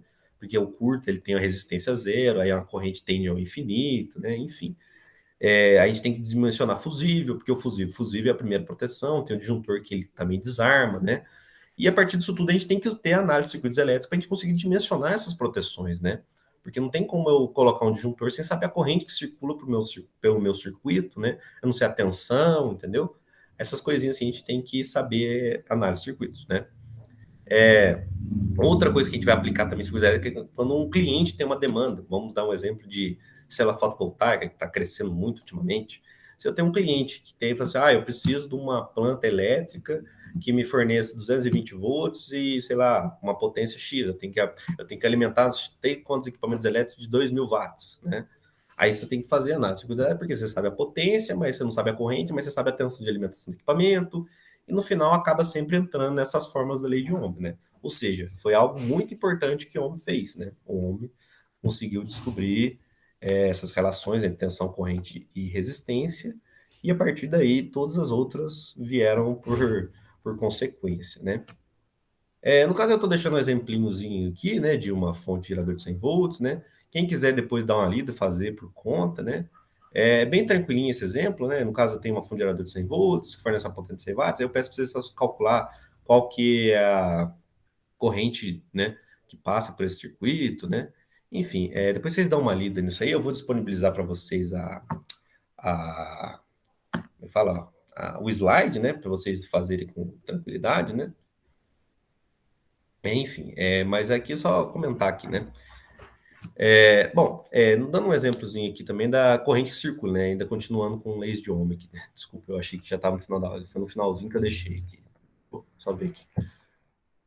Ah, não, já tá acabando já, gente. Desculpa, eu achei que esse já era o exemplo final, né? Vamos lá. No caso do exemplo aqui, né, que eu estou dando aqui, digamos que eu tenho uma fonte de 100 volts, né? Que ela fornece uma potência de 100 watts, né? Só que eu tenho uma carga desconhecida, né? Aí eu vou aplicar o quê? Lei de Ohm também aqui, né? No caso aqui, ó, se eu sei que a minha fonte é de 100 volts, eu não sei qual é a corrente de círculo que eu quero saber se esse resistor, no caso essa carga, tá dimensionada corretamente para não ser danificada, né? Bom, se eu tiver um circuito aberto, não vai ter circulação de corrente, isso é óbvio, né? Porque lembra que eu falei que a corrente ela circula do maior potencial para o menor potencial, né? No caso aqui, como eu não tenho circuito aberto, eu não tenho circuito fechado, não vai ter circulação de corrente, né? Não tem como a corrente fluir do maior potencial para o menor potencial. Notem que aqui eu estou fazendo análise convencional, né? A gente está fazendo análise do mais para o menos, né? A gente sabe que o sentido real é do menos para o mais, mas para análise de circuitos elétricos a gente sempre vai adotar do mais para o menos, ok? O que acontece nesse circuito aqui? Aqui eu não vou ter corrente circulando, mas eu tenho uma tensão em cima desse resistor. Por quê?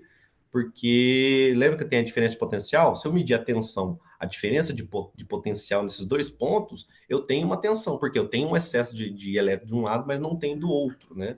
Ou seja, se eu vim com um multímetro e medir a tensão do ponto A e B, eu vou medir a tensão de 100 volts, né? Que lembra no exemplo que eu falei que era 100 volts? Isso mesmo, 100 volts, né? Só que a corrente que circula por esse circuito não tem corrente, porque os elétrons não conseguem fluir do menos para o mais, né? Da maneira real ou da maneira convencional do mais para o menos, ok? Então, a corrente é zero, né? Então não tem circulação de corrente. E minha tensão VAB vai ser o próprio V, porque eu não tenho perda de tensão em cima de R1, ok? Só comentando aqui que circuitos abertos a gente não tem circulação de corrente, mas ainda existe tensão. Mas é claro, se eu medir a tensão entre o ponto positivo e o ponto a minha tensão é zero. Eu não tenho corrente circulando por esse resistor, então eu não tenho diferença potencial nesses dois pontos. Mas a tensão ela passa a existir a partir do ponto A e B, ok? Só para ficar meio claro isso. Por quê? Porque a fonte de tensão é ela que tem a diferença de potencial. O resistor não tem a potência tem essa diferença de potencial. Entretanto, se eu fechar o circuito, né, a corrente que passa nesse resistor, agora eu consigo ter essa circulação de corrente, ok? Né? No caso aqui, eu estou dando um exemplo do que é um circuito, um curto-circuito, né? Que no caso que eu estou falando, assim, qual que é a resistência, qual que vai ser a corrente que vai circular no curto-circuito, né? No caso, o R1 eu estou considerando que ele é zero. No outro exemplo aqui, eu estou considerando que, como um circuito aberto, a gente considera que o resistor é infinito, né? Porque como não há circulação de corrente, é um circuito aberto, né? A corrente é zero, ok? Para um curto-circuito, lembra que eu falei que o curto-circuito que a gente ia ver mais para frente? É que eu achei que a aula já estava encerrando. Eu peço desculpas por isso, né? Ainda tinha mais alguns slides que eu achei que eu ia comentar na outra aula ainda. Mas quando eu falei do dimensionamento de disjuntor, é para isso. Quando a gente fecha um curto-circuito, né, quer dizer que a minha resistência é 0 ohms, né? Se ela é 0 ohms, o que acontece? Se a gente aplicar a lei de Ohm, né, eu tenho que I igual a V sobre R. Se eu tenho um V dividido por zero, Matematicamente falando, ele não pode fazer nada de divisão por zero, ok? Por quê? Não existe divisão por zero. Quer dizer que você não fez divisão, né? Teoricamente é isso, né? O que você divide por zero é como se você não estivesse realizando divisão, sabe? É uma coisa, é meio complexo, né? Aí, para a gente conseguir fazer essa divisão por zero, a gente tem que aplicar para teorias de cálculo, a gente tem que chegar lá na teoria de limites, né? A gente tem que fazer um valor se aproximando muito próximo de zero para conseguir chegar nessa fórmula aí e tudo mais, né? Mas a ideia é o quê? Se eu tiver um resistor de 0 ohms, que é um curto-circuito, né, a minha corrente vai tender ao infinito, né? No caso aqui eu só simplifiquei, né, que é como se não existisse o resistor, né, já que é um resistor de 0 ohms, então esse resistor não existe, ou seja, eu tenho um curto-circuito em cima da minha fonte, né? Aqui eu estou explicando que a gente vai ter que fazer o I tendendo, o R tendendo a zero, né? E vocês verão que, matematicamente falando, a corrente tende ao infinito, né? Na realidade, nunca vai chegar a esse ponto, porque o fio vai acabar se rompendo antes da corrente chegar nesse valor, né?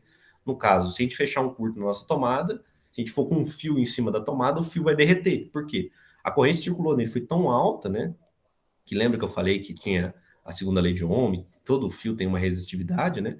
Acabou que circulou uma corrente muito alta, né? E como eu usei o exemplo do chuveiro, né? O chuveiro ele tem uma resistência que aquece, né? É perdido por efeito Joule. Vai chegar um ponto que aquela corrente vai circular tão alta que ela começa a criar um atrito tão grande dentro das moléculas, né? Do elemento, né? No caso do fio de cobre ou fio de aço, enfim, que ele acaba derretendo, né? Porque a corrente é tão alta, o atrito que foi gerado pelo fluxo de corrente foi tão alto que acabou derretendo o fio, né? Que o fio se aqueceu tanto que ele sumiu aquele fio, né? O que que é interessante desses dois exemplos que eu dei, né? É interessante que a gente saber o quê? Em um circuito aberto, a gente não tem circulação de corrente e a tensão nos pontos A e B é a tensão da fonte, ok? Se eu peço para você medir a tensão em cima de resistor R1, você vai ver que a tensão dele é zero. Por quê? Pela lei de Ohm, a queda de tensão no resistor é a resistência vezes a corrente que circula por ele. Como não há corrente circulando por esse resistor, a queda de tensão é zero, ok? Mas, se eu medir o ponto A e B, a gente vai ter a tensão da fonte, né? Eu quero que fique claro isso, né? Porque eu posso ter uma fonte de tensão sem circulação de corrente, mas a tensão continua existindo, ok? Entretanto, quando eu fecho um curto-circuito em cima de uma fonte, eu tenho a circulação de corrente, só que eu não tenho tensão, ok?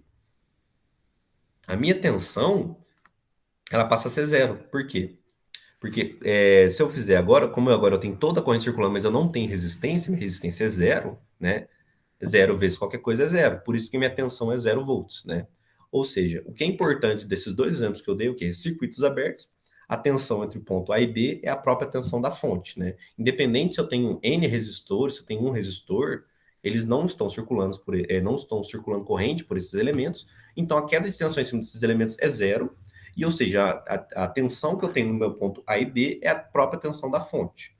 Se eu fecho um curto em cima da fonte, a minha tensão é zero e minha corrente que passa por ele tende a infinito, ok? Isso é a parte importante desses dois exemplos, né? Aqui eu estou dando um exemplo que a gente fechou, a gente tem essa malha fechada, a minha corrente está tendendo a infinito e meu tensão é zero. Se eu medir com o multímetro aqui em cima a tensão na fonte, vai dar 0 volts, né?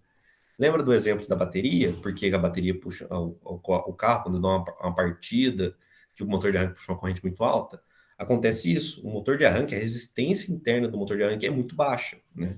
Ele se aproxima muito de um curto-circuito, né? Chegando na casa de 1 a 2 ohms, dependendo do motor de arranque, né?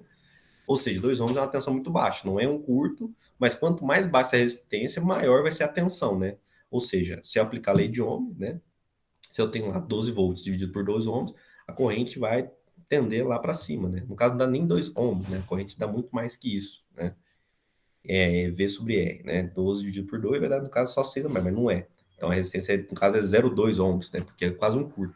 Que vocês vão ver que o motor elétrico, ele é feito a partir de bobinas, que são fios enrolados, né? Que o motor elétrico, basicamente, é um monte de fio enrolado, né? Com dois ímãs permanentes, né? O motor elétrico com corrente contínua mais simples do mundo, né? Tem, claro, tem as escovas e tudo mais, né? Então, eu falei, não é 2 ohms, é 0,2 ohms, né? A corrente vai tender a 60 amperes, né? Por isso que a gente compra uma bateria de carro, ela tem lá 12 volts, 75 amperes hora, né? 60 ampere hora, né? A resistência do motor de arranque é 0,2 ohms, né? 0,4 ohms, né? É resistência muito baixa. Ou seja, se ele tem uma resistência muito baixa, ele tem a condutividade muito alta, né? Tem lá o Siemens, né? Que é 1 sobre R, ok? Mas isso aí são conceitos mais à frente, né? Enfim, não se apegue a isso aí. A gente vai fazer exemplos de análise de circuitos, né? A gente vai fazer alguns exemplos assim, vocês vão entender mais facilmente o que eu estou falando, ok?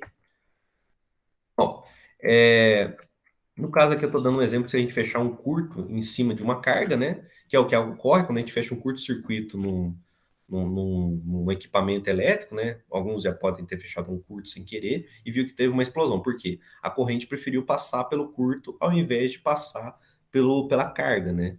No caso aqui eu estou dando exemplo que se eu tenho uma carga R1 qualquer, se eu fecho um curto-circuito em cima dessa carga, né? No caso eu estou colocando um fio em paralelo com essa resistência, né? O que acontece? Vocês vão ver que a corrente, muitos falam que a corrente é preguiçosa, né? Eu acho que não, eu acho que a corrente é esperta, porque ela sempre prefere o caminho de menor resistência, né? Eles falam que a corrente é preguiçosa, que ela sempre vai tender para o caminho de menor resistência, né? Mas eu acho que isso não é preguiça, isso é uma coisa de meio que questão de lógica, né? Ninguém vai querer ir para São Paulo passando pelo Acre e depois voltar para São Paulo. Sendo que você pode pegar apenas a Fernão Dias, né? No caso, eu dando um exemplo aqui que eu sou do sul de Minas, né? São Paulo, eu pego a Fernão Dias e vou para São Paulo, né? Tem outro caminho, eu posso ir para Goiânia, vou de Goiânia, passo Distrito Federal, desço para Toledo, subo e volto, entendeu? É uma questão meio óbvia, né? Não é questão de preguiça, é uma questão de lógica, né? Tudo na vida a gente acaba fazendo desse jeito. A gente sempre vai preferir o caminho de menor resistência. Então, nada mais lógico que a própria corrente elétrica querer o caminho de menor resistência, né? E lembra que eu falei que o curto-circuito ele tem uma resistência de 0 ohms? Ou seja, qualquer resistor que eu tiver lá, R1, diferente de zero, a corrente logicamente vai passar pelo resistor de menor resistência, né? No caso, pelo caminho de menor resistência, né? Ninguém quer dar uma volta no mundo para chegar no mesmo lugar, né? No caso, a corrente ela está sempre tentando sair do lugar de maior potencial para o menor potencial, né? No exemplo da tensão no caso da fonte ali, né? Usando o exemplo da corrente convencional, né? A corrente sempre vai querer sair do mais e ir para o menos da fonte. Ela sempre vai estar saindo do polo positivo e chegar no polo negativo. Isso é óbvio, né? Aí, claro, se ela tem dois caminhos, ela vai querer fazer o caminho de menor resistência, ela vai querer fazer o caminho mais curto, né? E o problema dos curtos-circuitos, né, que derretem fio e tudo mais, é isso. É que a corrente preferiu passar um circuito que é mais curto, né, num ponto do circuito que tem menor resistência, para chegar no objetivo dela, né? E por isso que a gente tem que dimensionar fusível, disjuntor, e essas coisas para proteção do nosso circuito. Que se um dia fechar um curto, a gente tem que proteger o circuito antes, né? Ok? No caso aqui, eu estou falando que se a gente tiver uma resistência, esse resistor vai sumir para o ponto de vista da minha fonte, ou seja, não existe mais aquele resistor R1, né? Sumiu. Ou seja, por quê? Como aquele ponto, agora unir esses dois pontos, para a corrente, aquele lugar lá não vai existir mais, porque não faz sentido para ela passar pelo resistor R1, ok? Aqui eu estou dando um exemplo, agora sim que chegou o exemplo de fixação, né? Eu peço desculpa, aquela hora eu confundi aquele exemplo lá, era só embasamento da teoria. Daqui é realmente o exemplo para a nossa aula, né? Aqui eu peço que vocês tentem aplicar a lei de Ohm, né? Veja que aqui a gente tem duas fontes, né? Eu peço que vocês se atentem ao sentido das fontes, né? É, já adiantando para facilitar a análise de vocês, é o quê? Seguir ao fluxo I, porque a minha tensão de 100 volts é a tensão maior, ou seja, ela vai determinar o sentido da corrente, né? Fazendo uma análise rápida aqui, que a gente tem uma fonte de 100 volts, né? A gente imagina que a corrente vai sair desse polo positivo dos 100 volts, vai passar pelo resistor de 20 ohms, né? Que é a nossa carga 1, né? E o nosso V da carga 2 que a gente não sabe, né? A única coisa que a gente sabe desse retângulo aí, né? Essa carga, para nós que a gente não sabe, que ela uma carga qualquer, que ela vai. E a única coisa que a gente sabe também é que a nossa fonte de 100 volts ela fornece 100 ohms, né? 100 watts, né? Aí isso aqui a gente vai aplicar a nossa lei de Ohm tranquilinha, né? Depois eu peço que vocês tentem fazer em casa aí, com tranquilidade e tudo mais. Mas é só aplicar a lei de Ohm, gente. O quê? Eu sei que a minha potência fornecida pela fonte é de 100 watts, né? Eu vou usar o potência igual tensão vezes corrente, né? Eu vou só substituir valor, eu sei que vai sair 1 ampere. Eu sei que está saindo 1 ampere daqui, né? Eu vou subtrair a tensão de 60 volts, tá ali, tá vendo? Ali a tensão. É bem tranquilinho, gente, isso aqui. Vai passar uma corrente numa resistência, eu sei que vai circular uma tensão de 1 ampere ali, vai sair daquela fonte, eu vou subtrair. Não tem muito segredo, ok? Eu peço que vocês tentem fazer em casa com mais tranquilidade e depois me enviem as dúvidas, tá bom? Na próxima aula a gente vai ver a associação de resistores e tudo mais, né? A gente vai introduzir as leis de Kirchhoff, né, que eu comentei algumas vezes aqui sobre a lei dos nós, né, somente quando eu falei de, de fontes de corrente, tá bom? Recomendo novamente a leitura do capítulo 1, caso alguém tenha lido, né? E se alguém quiser revisar alguma coisa, faz aquelas questões da página 22, né? Que é umas questões para revisão, né? Só que são conteúdos bem tranquilinhos, né? Da aula de hoje e tudo mais. Eu vou postar esse conteúdo, vou postar também me chama? A, o slide aqui para vocês poderem acompanhar depois sem maiores problemas e tudo mais, né? Mas é isso, tentem fazer esse exemplo, tentem entender esse exemplo. Esse exemplo é bem tranquilinho, né? A gente só tem uma fonte de tensão, né? A gente vai subtrair depois de 60 volts porque está atrapalhando, né? A gente pode tirar de uma vez essa fonte aqui, trabalhar com uma fonte de 40 volts, né? Isso mesmo. E trabalhar, né? No caso aqui, ele está querendo saber qual que é a tensão em cima daquela carga, né? Vai ser 20 volts, porque eu tenho 100 volts, menos essa resistência aqui, né? Que vai ser, como eu sei que está passando 1 ampere, 20 vezes 1 vai ser 20 volts, né? A carga não tem 60. Aí, só fazendo essa soma, né?